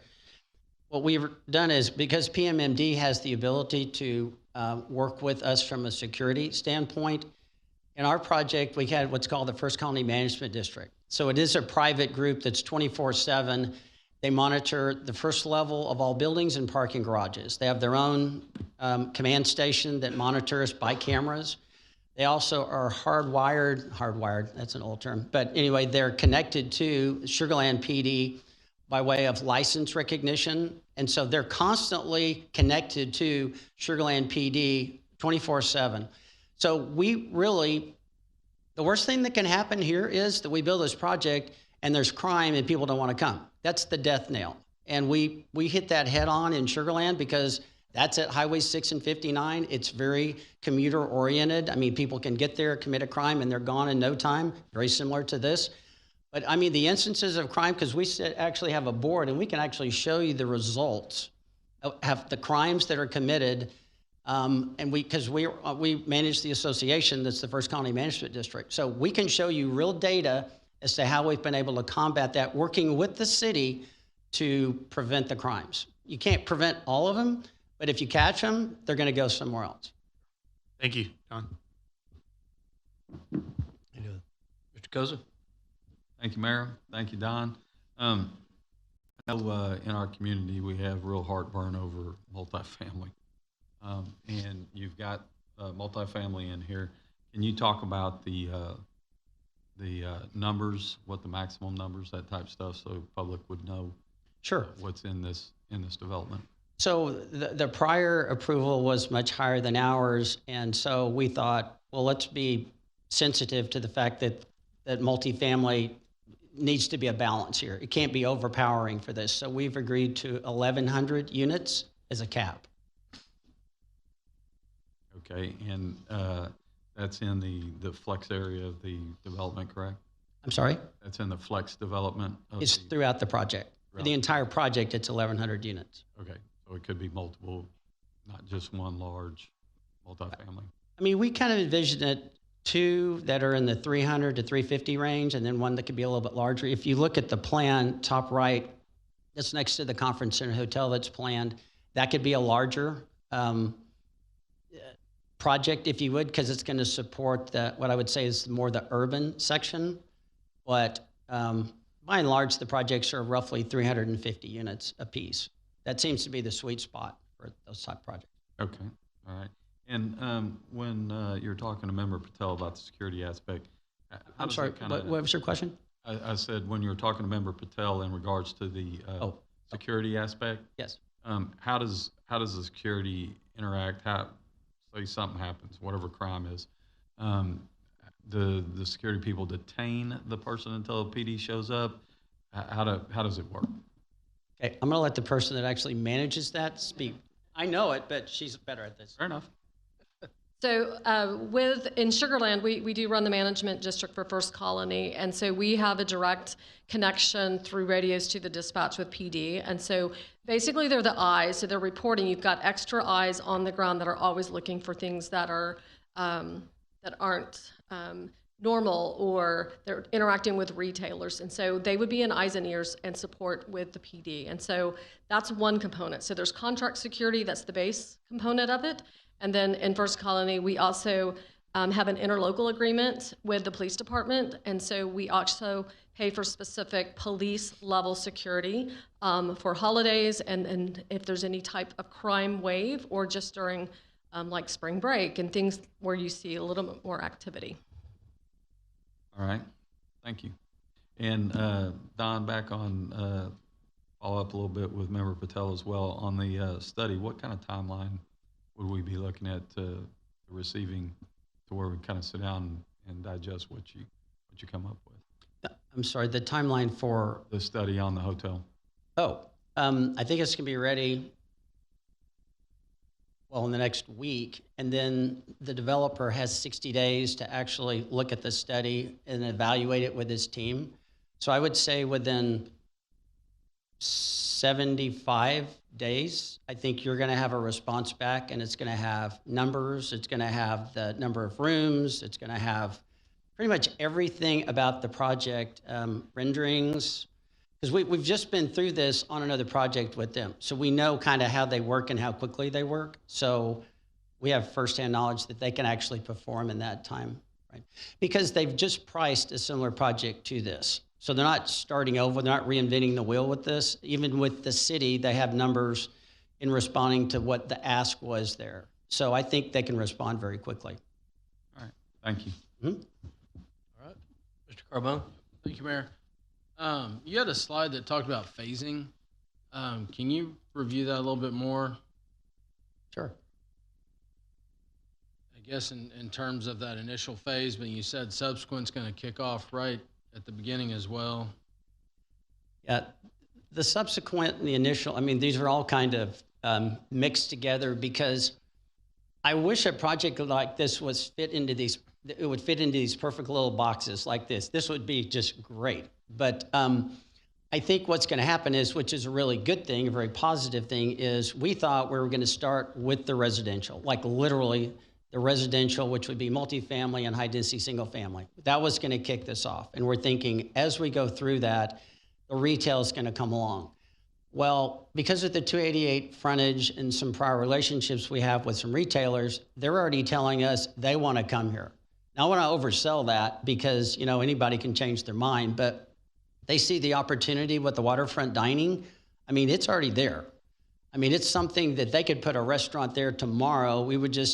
We're working with Bass Pro, where they have a field that is actually between, they gave me this pointer, but it never really works for me, but I'm going to try this out here. So see right there, that's actually a field, and it's not parking with Bass Pro. But we could do parking there, and that parking would support these two restaurants that would be right there. So there's our utilities to Bass Pro. We would have to do an extension of utilities. But I guess what I'm saying is, we don't see this as an initial phase, then a subsequent phase. It's really more a matter of how can we get utilities there. We want to develop it as fast as possible. We really do. We want this to come together so you see it not in pieces, but actually happening as one part happens, another part is happening as well. Because the residential people we're talking to, is some of their commitments are, well, when you build the retail, then, you know, call us. Well, that's great, but there are two others that are saying, no, I believe in you. I see what you're doing here. We'll go ahead and come now. So I know it says initial, subsequent, but I think you're going to see a lot of these pieces come together simultaneous with the initial phase. That's just kind of our vision and what we're seeing in the market. Yeah, I mean, I like hearing that, I guess the question is, can we put that into the PD document somehow, so that we're not sitting here with a big slug of residential? And because really, I guess the exciting part is, I've had residents asking, when are when's the fine dining gonna come, and when are we gonna get this dining or that dining? And so I mean, I think that's gonna be the exciting part for the citizens, is having those options. And so, all looks good, but I'd like to, if there's a way to move some of that up, still give you the flexibility, but not say, hey, we're going to go build all this residential and then the commercial comes 5 years later. So it's actually in the PD. We can't build all the residential and not do retail. Okay. We can build 2 multifamily units and we have to do the retail. So it's actually designed that way in the PD. I mean, we've had lots and lots of discussions about that. So we understand that and we've agreed to that. Okay. Vance, you concur? Yes, sir. Good evening, everybody. So the initial phase, if the initial phase turns into 2 multifamily projects, they have to provide 20,000 square foot of single family. Or if the initial phase turns into all high density single family, they have to provide 20,000 square foot of commercial. Of retail, yeah. Yeah, commercial retail. And that's the initial phase there in the purple. All right, thank you. Well, and let me just one last comment. So I want fine dining there too. But when you go to the retailers in these fine dining restaurants and you say, there's nothing there, but I'm going to put you next to Bass Pro. I mean, they're not going to come. It takes really building and let it create, and that it gets a sense of identity. It's like we phased Town Square, and we had one phase, and it was the hotel and the conference center and a little bit of office. And then we built the park, and then we built City Hall. Then all of a sudden said, oh, this is really a project that's going to happen. And so you start buying into it. It's like working with the city to grow the awareness and the excitement and the activation of this project. It's not easy. I mean, otherwise there'd be something there already. If Bass Pro was an anchor that would attract all those people, it would already be there. Yep. So I'd love to say that we're going to build the retail first. It just unfortunately doesn't work that way with a project like this. And I hope the answer is sincere and transparent, because we're trying to be that way with the city. It just takes some momentum creation to get, especially the fine dining guys. They're the last ones to come. Member Carbone, if I may, the PD doesn't limit them from going into the subsequent phase if their market shows that that's ready. So they don't have to build out initial phase before they can start on subsequent. If something happened and they found users, they could build those whenever they're ready. All right, thank you. I think one of the things that's going to help with the initial phase is you have the Ivy Lofts right next door. That I don't know what their leasing is at. Last time we were out there, they were at 95%. So I think that's going to help because it's on the ground and it's sitting out there by itself. You've got townhomes going up next door to it. I know that's not part of your project, but it's next door to your project, right. And it's going to probably help with your retail along 288 and subsequent restaurants, just because they're on the ground now. And as you build more rooftops, it's going to activate your retail, restaurant services probably that much quicker. So it's probably a help for you. Certainly not a detractor.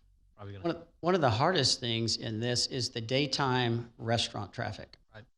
And so once again, not to beat the drum of the conference center hotel, if it leads to office, then all of a sudden you can support the restaurants that have the lunchtime. Otherwise, they're just going to be open at night, right. Which, like Jonathan the Rub has announced that in their new project, they're only going to open at night in Bridgeland. Well, that's because they don't have the density. Right. You've got to have the density during the day through office and other uses to be able to support the retailers, the restaurants at lunch.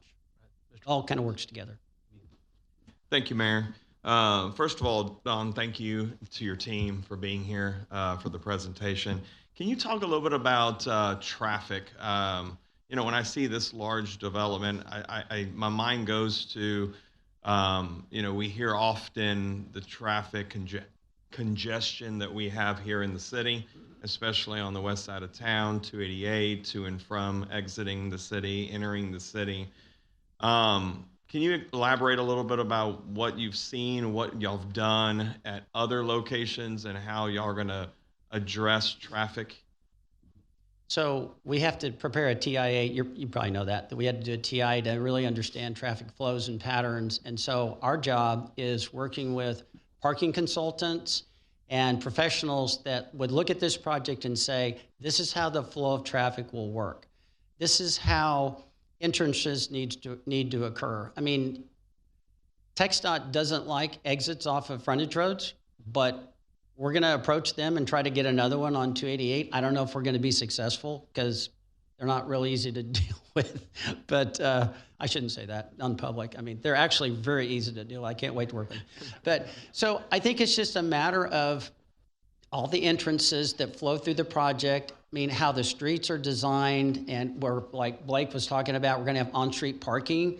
So it's probably the most difficult thing. I mean, it's a good problem and a bad problem. All the people coming, you have to deal with them. And so we were able to do that in Town Square. We were able to manage that through entrances, exits, the width of streets, where your parking's located. It's not an easy thing. I'm not sure to say that it is, but we have professionals that work with us to manage it the best it can be managed.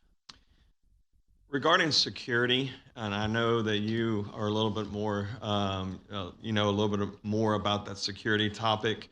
Did I hear you right that y'all have contract security, as well as y'all, in certain areas, y'all actually employ the local law enforcement for certain occasions? Yeah, our program is, the day-to-day is through contract security. We're providing patrols 24/7 to all of the commercial properties. And then we supplement that with a higher level, which are official police officers. And so we work through an interlocal agreement. And with the security district that we have in First Colony, the police chief is a board member, and he participates and sends command staff to participate in those conversations. And so we work very collaboratively to address crime, talk about ways to add security, and then we actually schedule security based upon their recommendations. We have a pretty heavy program from Thanksgiving all the way through New Year's, and so in that capacity, we utilize commercial dollars to be able to add security at really high crime times. I would like to see, as a former law enforcement officer myself, I'd like to see the communication between you guys and the police department and the city to see if contract security and how beneficial that will be. I know that I go to different areas around Houston, and there's nothing different. I mean, there's so much differences between a local police officer patrolling an area versus a contract security. Huge difference. Now, I know why it's done, because it reduces cost, and a contract, security contract is different, costs less in most cases. But I would really like to see how that's going to develop out, as we move forward. I'll end also on this, that I am looking forward to the hotel study and the studies that y'all are going to do. I think that at the end of the day, you said it earlier, that there is a risk, and I'm there's a lot that all eyes are on that. What is that risk? What is that financial risk? What does that look like to our taxpayers? And so obviously a lot of attention will go into that. Everything else looks great, but how is it going to be structured? What are the asks going to be from the city? There's so much ahead of this. But I just wanted you to know a little bit about, concern about traffic, something that I wanted to bring up, security being, a big part for me. And then I look forward to that study. Thank you. Let me say one more thing about it's really not so much the security as it is the convenience for the people that are coming to our project, because 90% of their calls are like a dead battery, or I lock myself out of my car. Well, you don't need to call the Sugar Land Police Department or the Pearland Police Department to unlock a car. So if nothing else, you're having the kind of day-to-day inconveniences, which are really, if you respond well to them, they have a great experience when they're there. and then you leave what would be the real crimes to the PDs. And so that's kind of where we work together, and it's worked very well. Yeah, and I would add that I'd let the experts kind of speak on that, but as much as we're talking about the small stuff, obviously large, nice developments, as we see already, attract criminals. And as they get attracted, we have a really good public safety, department, and our police department, fire and EMS do an amazing job. And I think there's a huge difference between contract security and actual police officers. So I have opinions, but I would really like to see a follow-up on what, if we have another workshop or whatever, what y'all learned from speaking with the police department here. Thank you. Mr. Bonham? Thank you, Mr. Mayor. And just in reference to the underlying PD, I'll be in support of it. I think it's a great plan. Echo a little bit of what Member Carbone said. We hear a lot of when are the nicer things coming? When are the nicer restaurants, the nicer retail? But on top of that, we hear a lot of, why do I have to leave Pearland to have my major event, or for my fundraiser, for my large community event? And we hear a lot of wanting a walkable living, an outdoor environment, just like what you're proposing here. So I'm excited to see it to come together. Obviously, there's a lot more work to do beyond just putting together tonight the underlying zoning and the PD, and just for the public conversation, because not everybody has been involved in all the other conversations that we've had. You're excellent at teeing things up for me. Thank you. When it comes to the ask, we've made it clear with you guys privately, and just make it clear for the community that any type of ask that exposes our general fund is something that I don't think this council would support. So just knowing that going into it, when we start looking at the numbers, at the end of the day, yes, it's a great development. I think it's the marquee thing for Pearland. It's the last major development for our community. It's right there at the entryway, like you said. But we ultimately have a responsibility to protect the taxpayer dollar. Yep. So totally understand. Protecting that general fund, protecting EDC funds, because we have other priorities we've got to make sure are getting taken care of in our community. We're still recovering from exponential growth for the last 20 years and trying to catch up on some of those things. So I know we've already had those conversations, and apparently our meeting's over. So what happens when I start? Wait, I put another Just so quarter you know in. what? No, it's We're done. back. We're back on, yeah. So just wanted the general public to know we've had those conversations, putting that on the record as well. And final thing I'll say is I very much appreciate y'all's approach to this entire process. I wasn't here for the previous ones, but from what I've heard from other members that were here, for the public to understand, this has been night and day. So it really feels like a partnership that we're trying to develop something great for our community, and I appreciate that. And I'll be supporting your project moving forward. Thank you. Thank you very much. All right, I'm going to finish up. Don, thank you, you and your team. Number one, choosing Pearland. There was a tract here. Something attracted you. You guys came. You put it under contract, and you guys have. I'll echo what the Mayor Pro Tem just said. You guys have followed through with your word. You followed through with what you say. I like the approach. I am one of the guys that was in the room with all the previous developers, all the way back to Pogue and McEwen, and we were caught up between them and the guys at CBO. And it was a race to see who got what tenants, and Pogue and McEwen hooked their wagon to Bass Pro as a complete paradigm shift in the arena, and it didn't work. At the end of the day, it didn't work. On one hand, I'm proud to say we're probably the only community in the United States that got a Bass Pro Shop with zero incentive, $0 incentive. Probably can't find another one anywhere that most of the time it's around $20 million to get a Bass Pro Shop in your community. We have one, and it didn't cost us anything.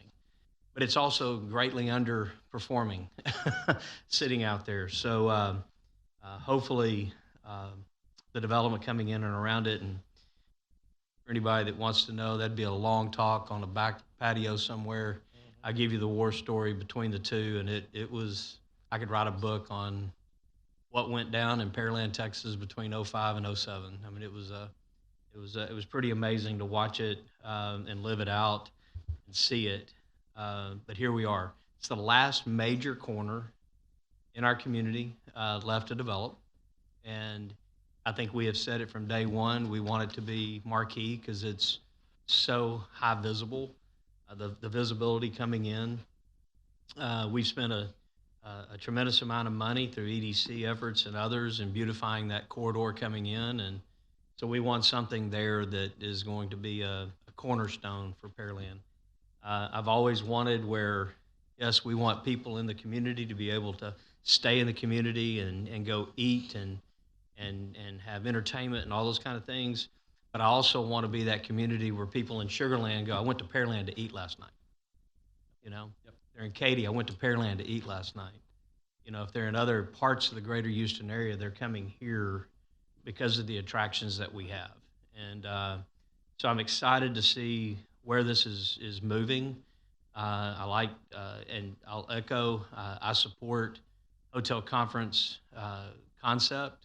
Obviously, the devil's always in the details when you get the numbers back and the final developer and how all that looks, because I think it is a cornerstone that will make a difference in this particular development. I won't have a vote tonight, but I certainly welcome you and your team and want to see this move forward and subsequent meetings and thresholds that we'll get to down the line. So with that, we will close this public hearing and move to new business item number 1. Mr. Carbone, would you place that on the table, please?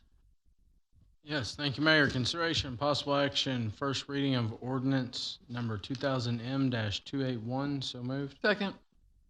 We have a motion and a second. We've had staff report as well as questions, comments, concerns from council. With that, Madam Secretary, a call for the vote. Member Carbone? Aye. Member Chavadilla? Aye. Mayor Pro Tem Byram? Aye. Member Cade? Aye. Member Fernandez? Aye. Member Patel? Aye. Member Koza? Aye. The motion passes 7-0. All right. Back to public hearing number 2. Katya will do the same drill.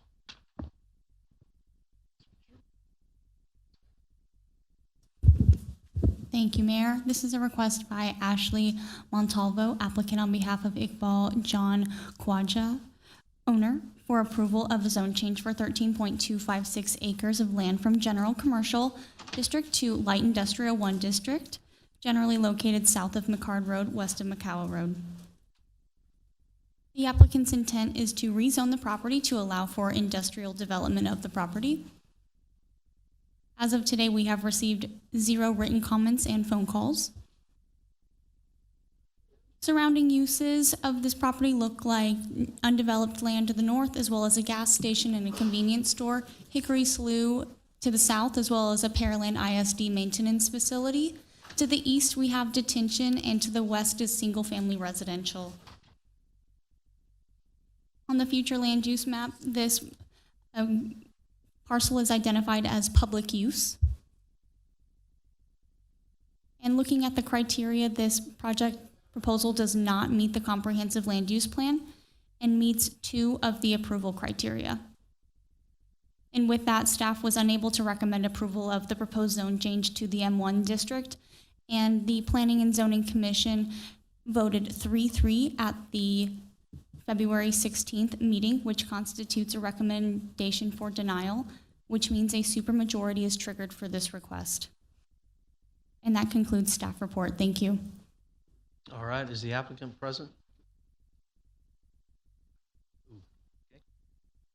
So no applicant here, not even to answer questions. All right, then with that, we'll move to those wishing to speak for or against this proposed request. Go to the podium, give us your name. You have 3 minutes to speak. Second attempt, those wishing to speak for or against this proposed request. Third and final time, those wishing to speak for or against this proposed request. Seeing no one move in that direction, we'll open up any questions, comments, concerns from City Council. Seeing no one, the only question I have is, it It does require a supermajority for passage, correct? So that would be 6 out of the 7 council members, right? Okay. Mayor, sorry, one question. Did the applicant show up to the P&Z hearing? They were in attendance, yes. Did they know that they could come today, or they just chose not to? They did, and they did not send a presentation today, and we gave them a phone call towards the end of the day, and they said they were not going to come. Okay, thank you.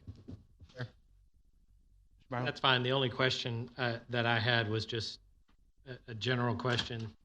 This backs up to existing residential properties on the, what would that be, the east side of it, correct? No. West side, sorry. West. Yep, on the west side, even though it's zoned general commercial, it's residential properties. So my question is, in this application, that's residential properties, but it's zoned commercial. If this were to go in, would they have to do screening still? Even they would? That is correct. Okay. I just wanted to know for future understanding of this kind of dynamic. I know we do when it's commercial to residential, but it's all zoned commercial, so it was just clarification on that, so I appreciate it. Yes, that's correct. The Unified Development Code identifies even if it is a residential land use in a commercial zoning district that the buffer requirements are met. Okay. Thank you. Existing rules, all right. Any other questions, comments?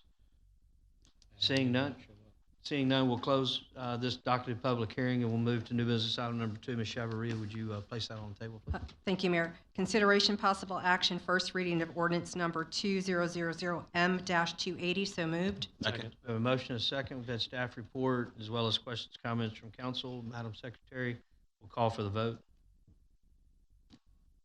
Member Chavarria? No. Mayor Pro Tem Byram? No. Member Cade? No. Member Fernandez? No. Member Patel? No. Member Koza? No. Member Carbone? No. The motion fails 0-7. All right. Moving forward in our agenda, item number 3, Mr. Byram, would you present that, please? Certainly, Mr. Mayor. Consideration possible action, resolution number R2026-CUP24-24-1. So moved. Second. We have a motion and a second. Staff report.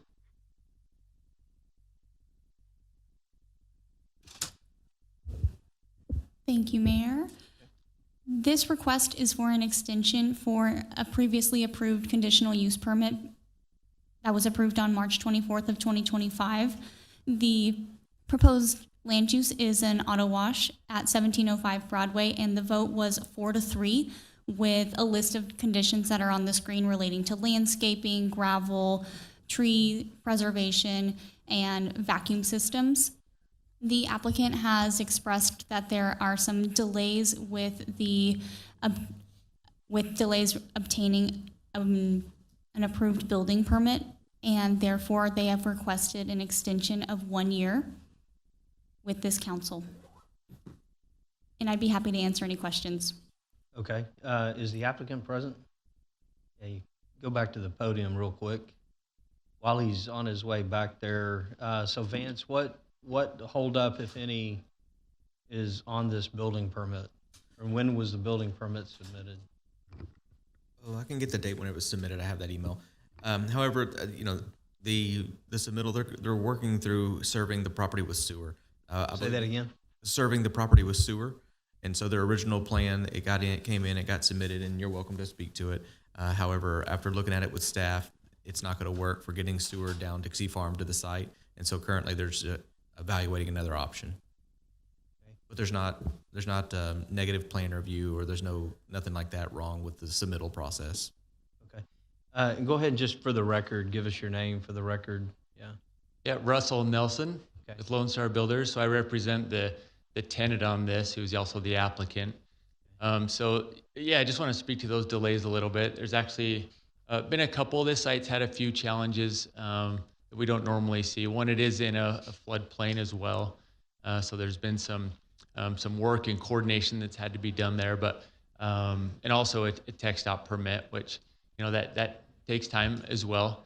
But the biggest one for sure is the sewer availability. And initially, it was submitted and proposed that be brought down from Dixie Farm Road along Broadway And then after that first round of comments, there was a lot of back and forth. I know many of the staff worked with Jorge Guerra, who's the engineer for the landlord. So on this contract, the landlord is responsible for those offsite improvements. So we are the applicant for the CUP, and we've just been kind of waiting on that and coordinating with them. But where we are today, there's a lot of momentum. It sounds like they're anticipating approval on this next submission for the TxDOT access, the floodplain mitigation with Brazoria Drainage District number 4 and the city, as well as this the sewer. So I know he's been working closely with the city engineer and the engineering department, and I talked to him last week, and he's very optimistic about it, and he thinks this next round, which sounds like they're getting close to resubmitting, but they're optimistic that it should get approved on this next one, and then us as the developer and the tenant, we've been working along well with our reviews of the plans, and with those approvals, we should then be able to finalize ours and be done quickly. So, and then we're ready to start construction immediately afterwards. So there's a lot of good momentum now. We had some hurdles early on and throughout this last year, but I think we're getting really close. Yeah, it's good context because I wanted to ask a question and just to make sure that this wasn't just sitting for a year and all of a sudden we've had fast, furious, work right here at the end and those types of things. But it sounds like how to deal with the sanitary has been a real issue that took a little bit of time to figure out. Yeah, because sometimes asking for these extensions is a hurdle, and can be. So I know you referred to the landlord. Who's the landlord? So here, let me look. It is. Let me make sure I get the right entity correct.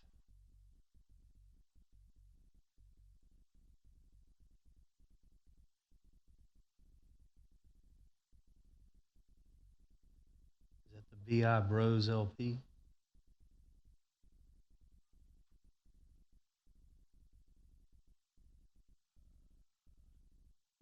Yeah, sorry, I got it right here. It is.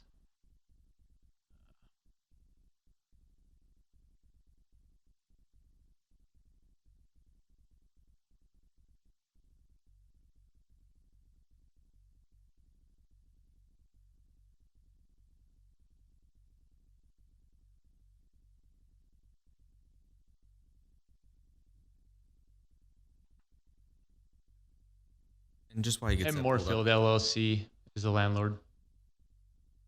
Mayor Cole, the permit came in May of 25, and that's when the sewer item was identified. There was a couple rounds of comments, and then we haven't seen anything since November. Okay. Yeah, so they got on it immediately, identified the hiccup, and have been looking for alternatives since then. Okay. Yeah. Well, but they've been well. I think we've gone through 4 rounds of our civil comments, Right. And building as well. And then I know the landlord's engineer has gone through a few rounds as well. And I think they're getting really close to doing this final submission. That's fair. Ms. Kate? I'm curious, didn't this same company build a car wash on 35? Were there delays there also? I'm not aware of any delays there, but yes, there is a quick whack on 35. I thought it took a while. They did have some issues with their landscaping plan matching the approved building permit, and staff and Quick Quack coordinated to ensure that there was that the plans were matching what was on the ground. Thank you. Mr. Patel? Thank you, Mayor. So I guess, you barely passed this approval a year ago, and you guys are waiting until the last minute. Tell me, the engineer's not here today. Are you guys 90% done with the engineering drawings? Do you have an approval from TxDOT, or are you on the fine? I mean, you keep saying you're very close. Yeah. And I'll tell you, there's a car wash on close to 518 and Cullen. We gave them 2 extensions, I believe, where next to Dairy Queen, and they still haven't come back. Now, I've heard that land's for sale, and they're quitting the car wash business. But I mean, as the same point, I was never in favor of this, so I'm going to vote no. But you keep saying that, so I think you're on the edge on this. You know that, right? I do now. Okay. I'm glad you do, because I'm going to tell you, you don't have your team here who can answer these questions, and you're struggling. Yeah, what question do you need answered? How far are you with the engineering? When do you think it's going to go into the city? So he said that he should be submitting within the next 2 weeks. And then just those review times. We imagine a month after that, he's anticipating approval on that. And what about TxDOT? About the same. They take about a month on their reviews, and they've already gone through several rounds with TxDOT. There is no drainage needed for TxDOT. There's no drainage there, so that's good. This is just access. And they've had to adjust the access a little bit, and they did that several months ago and have gone back and forth. And he thinks this will be the last round. Okay, good luck. Thank you. Mr. Koza? Thank you, Mayor. I was a yes on this project the first time and raised my hand about how poor I felt the one on 35 was done, and you're following in the same trap. How you answer these questions today, I'm sitting on the fence. So you might have lost it if I go the other way. I went through on March the 8th at approximately 4 o'clock on your one on 35. Have you visited that facility? I visited it during construction. Okay, but not since it's been. No.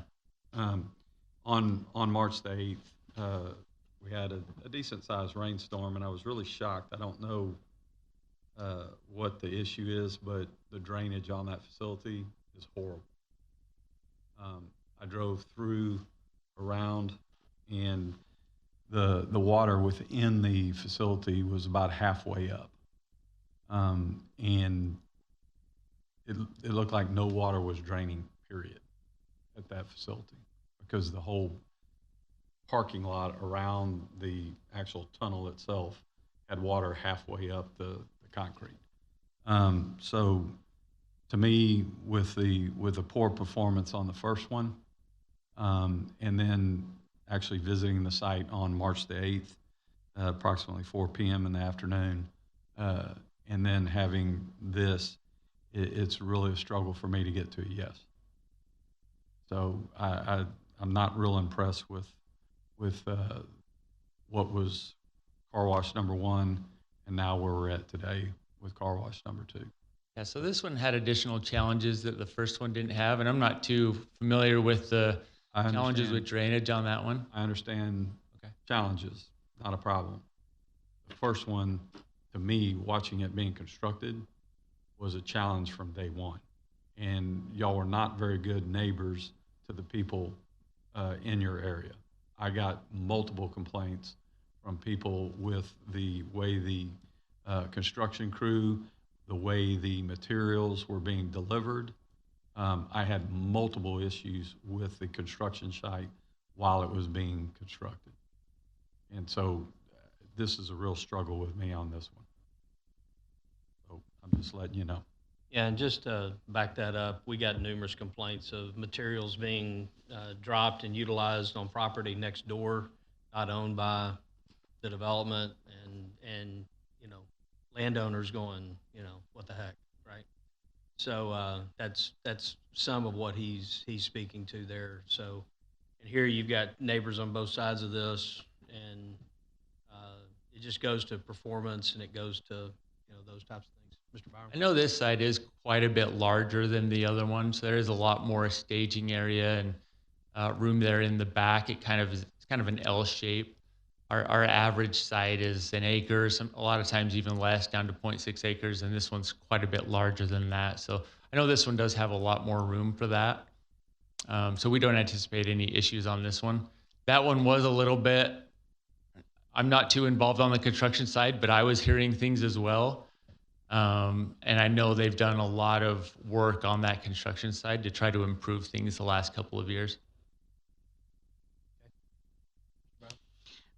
Yeah, so first of all, from staff, and if it maybe needs to be an email response rather than getting into real detail, that's perfectly fine. But looking at the satellite imagery, there's commercial property on both sides of this currently. So how is sewer not here? Like, how are those structures being serviced? Why are they having to come all the way down Dixie Farm and get over to the building? I'm just curious how that's being serviced.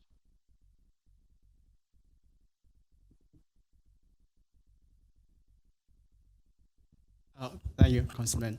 So this particular site, 1701, had sewer service. It had force main service that dropped the flow to the eastern side, 1635 Plaza area.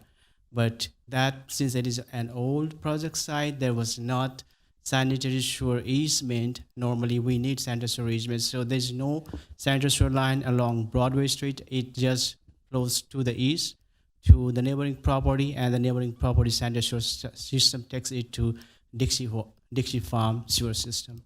So the initially it was designed to take the flow from this project along Broadway to Dixie Farm.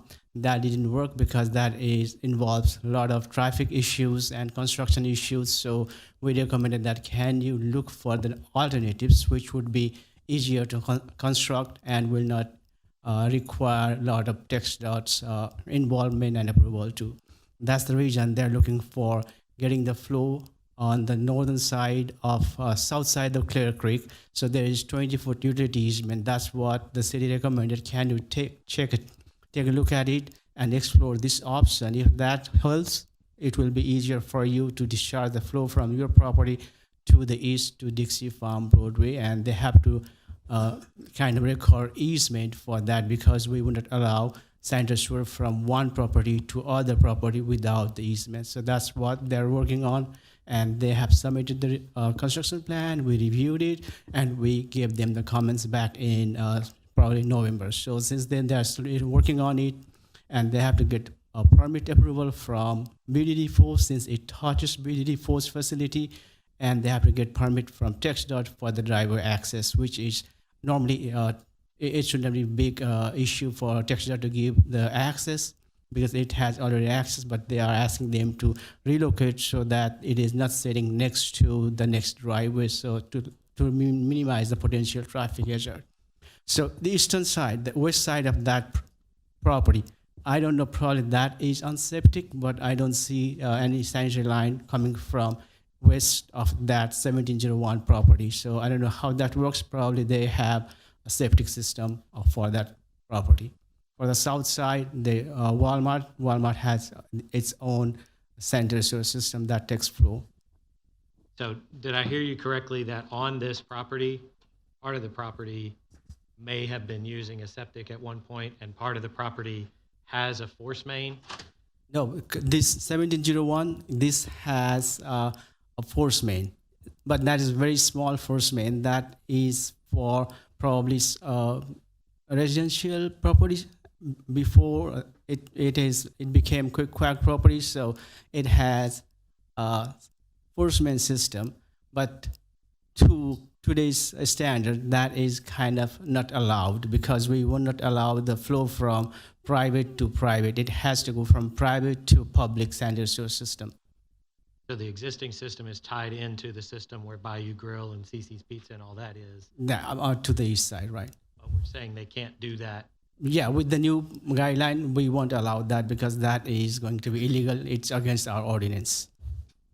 Okay, so that's a UDC thing, or it's an ordinance thing. Okay. I was going to say, if I could just interrupt, yes, I don't think it's a UDC thing or just an ordinance thing. I think that actually tracks language inside the International Plumbing Code. So it would be a state thing as well. Okay. So for you guys, as far as developing this property, and I remember we talked when you came the last time. This was a tough lift to begin with because car washes are getting less and less popular by the day in the general public view. So what due diligence did you guys do on the front end? And you talked about kind of finding out that it's in the floodplain and that being a problem, and now apparently TxDOT's asking you to move your entrance, and now there's the sewer thing. So can you walk me through kind of the due diligence you guys did up front before acquiring this property? Yeah, good question. So we knew it was in a floodplain from early in the process, probably over a year ago. The landlord has been working through that grading. It's in their responsibilities to provide the grading and drainage for the site. So that's been on them to work through that process of fill mitigation and getting those approvals done. When we got the CUP done, that's when we ordered our full civils. So that takes a couple of months to work through that, identify the utilities. We had a survey done, of course, to identify existing utility locations, coordinating with the landlord on those locations. We knew immediately sewer was going to be an issue after we got the survey done, so we knew quickly on that.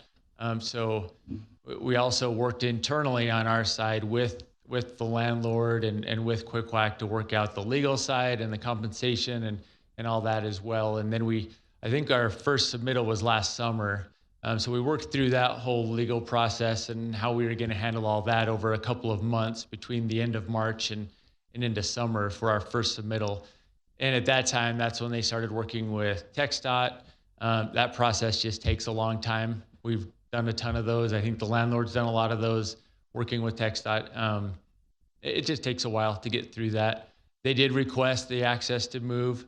It is moved now on the plans. It's ready to go back. That should be good to go. The sewer, the landlord thought they had a solution for that first submittal last summer when they submitted. The feedback that came back was that first proposal probably would not work out. So they basically had to go back to the drawing board. I know they came out here on site several times, got more survey work done, met with the city several times.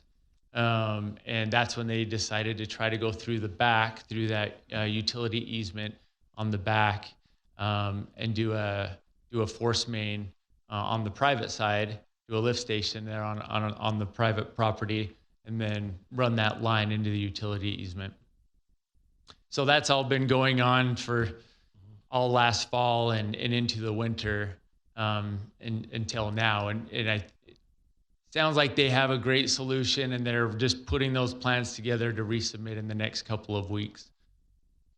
So, like Member Koza said, I supported this project when it first came up the last time, and part of the conversation we had around that was we try to be business friendly on this council. We try to let the market really kind of decide what things happen and what things don't. Since then, the one on 35 has opened, as has it's a Mr. Car Wash or something like that, a little further down on 35, on the opposite side of the road. I drive that numerous times a day, and I'm not in your world. This is not my arena, but those both seem to be dead most of the time when I drive past. I don't go by in the late evening, so maybe it gets busy at night, and maybe you could speak to that. But it seems to me that they've got people standing out on the street, spinning signs, trying to get people to come in there. So it concerns me that the market is no longer there. Maybe it's changed that quick within a year, but it does concern me that it doesn't seem like the market's there when we've got two brand new ones that seem to be largely unutilized on a pretty consistent basis from what I see. Yeah, that's a great concern. QuickWhack is one of the fastest growing car wash companies in the country, and they spend a lot of time with their feasibility analysis, market research, especially in growing communities. They look at car wash densities, car counts and anchor tenants, all that stuff. It goes to a committee for review and approval. The feedback we've been getting is really good in this area. We have several car washes in the whole Houston region. They also work well clustered. It's a subscription-based model for our customers. So if you buy a subscription, you can go to any one of them. So when you cluster them, it even performs well. They boost each other's up. And when it comes to competition, we look at that closely too. We've built them directly across the street from some of our competitors. It all comes down to that market analysis. And honestly, I think competition's good. If we're the new car wash coming in, we have to provide an excellent service if we want to try to win customers. And the car wash that's already there, they need to do the same. They can't slack off. They've got to step it up, provide a great service, be clean, well managed, upkept. So I think competition's good. I know the market is still good for this location. And the word we're getting from Quick Whack is they're still full steam ahead on this region and at this location. Okay, and sorry, just to circle back to that point, doing all those committees and due diligence and determining what the market is looking at, and then the result, like I said, the one that I drive past regularly on 35 seems to hardly ever have a vehicle in it. Occasionally there is when you drive by, but it just doesn't seem like it's driving a bunch of traffic, much less justifying opening another one a few miles down the road. So I am struggling with that, but just for clarity on the sewer, when did you determine that sewer was not going to, that you didn't have sewer service to this property? When did you say that happened? Again, that's on the landlord responsibility, and so they own the site. We were discussing this with them like last summer on the challenges there. I could look at the exact date. It might have even been right after we got the CUP. It might have even been late spring. But we knew about it pretty early on that there were going to be some challenges with sewer. So initially we were looking at running a line from Dixie Farm Road, which is expensive. That's running that line quite a ways. So that's when we got into this discussions on who was going to pay for it. And there were some negotiations that took a few weeks or so. And then that's the path that we went forward on with the landlord until we got comments back and then had to go back to the drawing board. So there's been just a lot of back and forth and coordination needed as we tried one approach for sewer and that didn't work, and then had to go back to the drawing board and try different approaches, and had many discussions with the engineering department. And the landlord is not here, correct? No. All right, thanks. Mr. Carbone? Yeah, I was a yes vote round one after seeing the show on 35, literally dancing ducks or whatever, and getting complaints from multiple citizens, and then from the neighboring business to the south. I'm kind of with Koza, and this is a struggle, especially for this location. Kate, follow up. I did want to say, Vance, I heard you say that something about November. You replied to them in November and you hadn't heard back since? Yes, ma'am. So the last comments we sent were November 13th, or let me scroll down a little bit more. So the last comments we sent were November 24th, of 2025, and we've been waiting for them to resubmit. Thank you. All right. I just kind of wonder why Quick Whack's not here. Well, I'm representing Quick Whack. We're the developer that they hired to do the permitting. Before I close it, the conditions, so go back to the conditions, and this was approved by NZ by a 4-3 vote of note. That was back in last year. So these conditions are already in it. Yes, so that 4-3 vote would have been y'all back in March of 25. Got it. And these conditions are already there. Okay. Just it threw me off with the conditions going back through that. All right, we'll close this. It's not a public hearing. We got so used to the public hearing. I thought this was a public hearing. With any other follow-up questions, I don't see any. Madam Secretary, I'll call for the vote. Mayor Pro Tem Byram? No. Member Cade? No. Member Fernandez? No. Member Patel? No. Member Koza? Nay. Member Carbone? Nay. Member Chavadilla? No. The motion fails 0-7. All right, thank you for that. Moving forward, item number 4, Ms. Cade, if you would present that, please. Thank you, Mayor. Consideration and possible action, resolution number R 2026-54. So moved. Second. We have a motion and a second. Staff report. Thank you, Mayor. This item awards a contract to McCarthy Building Companies to provide electrical, mechanical, instrumentation, and control services for all of our water plants, our water wells, wastewater plants, and all approximately 70 lift stations. These services were bid out to establish the hourly rates for electricians, shop rates, field service rates, and the markup on the parts and materials. And McCarthy provided the lowest cost as well as the highest evaluation scores.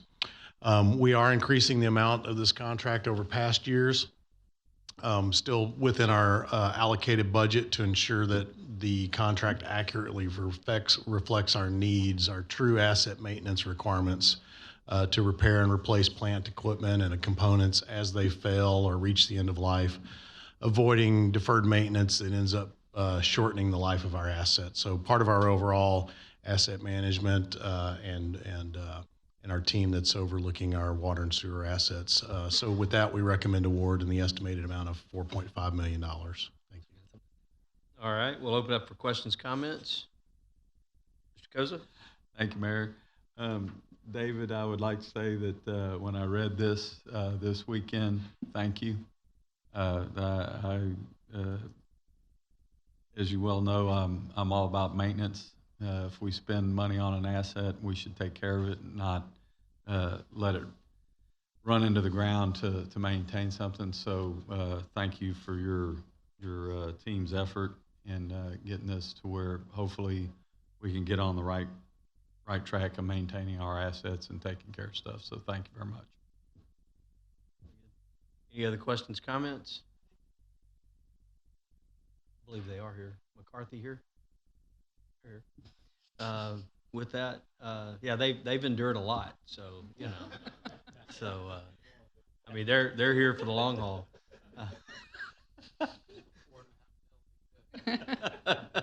Exactly. So with that, Madam Secretary, we'll call for the vote. Member Cade? Aye. Member Fernandez? Aye. Member Patel? Aye. Member Koza? Aye. Member Carbone? Aye. Member Chavadilla? Aye. Mayor Pro Tem Byram? Aye.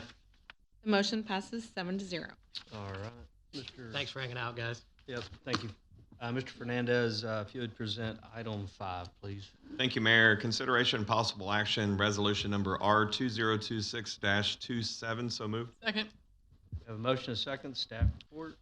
Thank you, Mayor. This is a software maintenance contract with Azteca Systems, which is our CityWorks software. It locks in the pricing for the next 3 years. And this is the asset management system that we use for Public Works, Pearland Water, Parks Department, and other areas for our asset inventory management and work order system, as well as the PLL software system, which is used out of community development for permits, licensing, and land. And this locks in the pricing for the next 3 years. As indicated in the AIR, $216,300 this next year, $227,000 and $238,000 the following 2 years. All right. Any questions, comments from council? Seeing none. Oh, Sorry, real quick, Trent, does this keep up with assets that you guys are disposing and selling or auctioning off as well? It's more of our public infrastructure assets, not necessarily all the assets that are considered assets within the city overall system. That's tracked out of, I believe, finance, and if you're talking about, and then hardware and software, or hardware equipment and servers and things like that tracked out of IT. Okay. This is more of your water lines, streets, components within the water plants, wastewater plants, sidewalks. We got it. Thank you. any other questions, comments? Seeing none, Madam Secretary, call for the vote. Member Fernandez? Aye. Member Patel? Aye. Member Koza? Aye. Member Carbone? Aye. Member Chavadilla? Aye. Mayor Pro Tem Byram? Aye. Member Cade? Aye. The motion passes 7-0. All right, other business, there is none. Mayor, council issues for council discussion, there was none. It's my understanding we're pulling exec session, is that correct, to a future date? Hearing on that got moved. So with that, we'll move to adjournment at 9:20.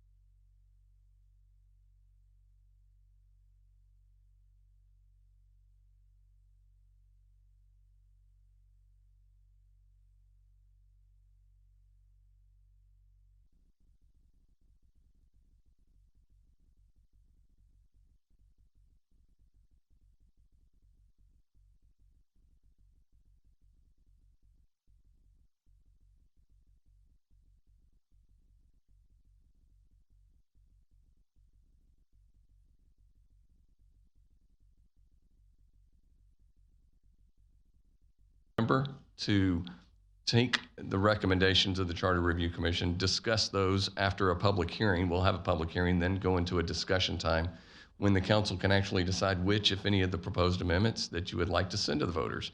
Also at that time, if there's other amendments that the council sees fit to recommend at that time that go to the voters, you could do that as well.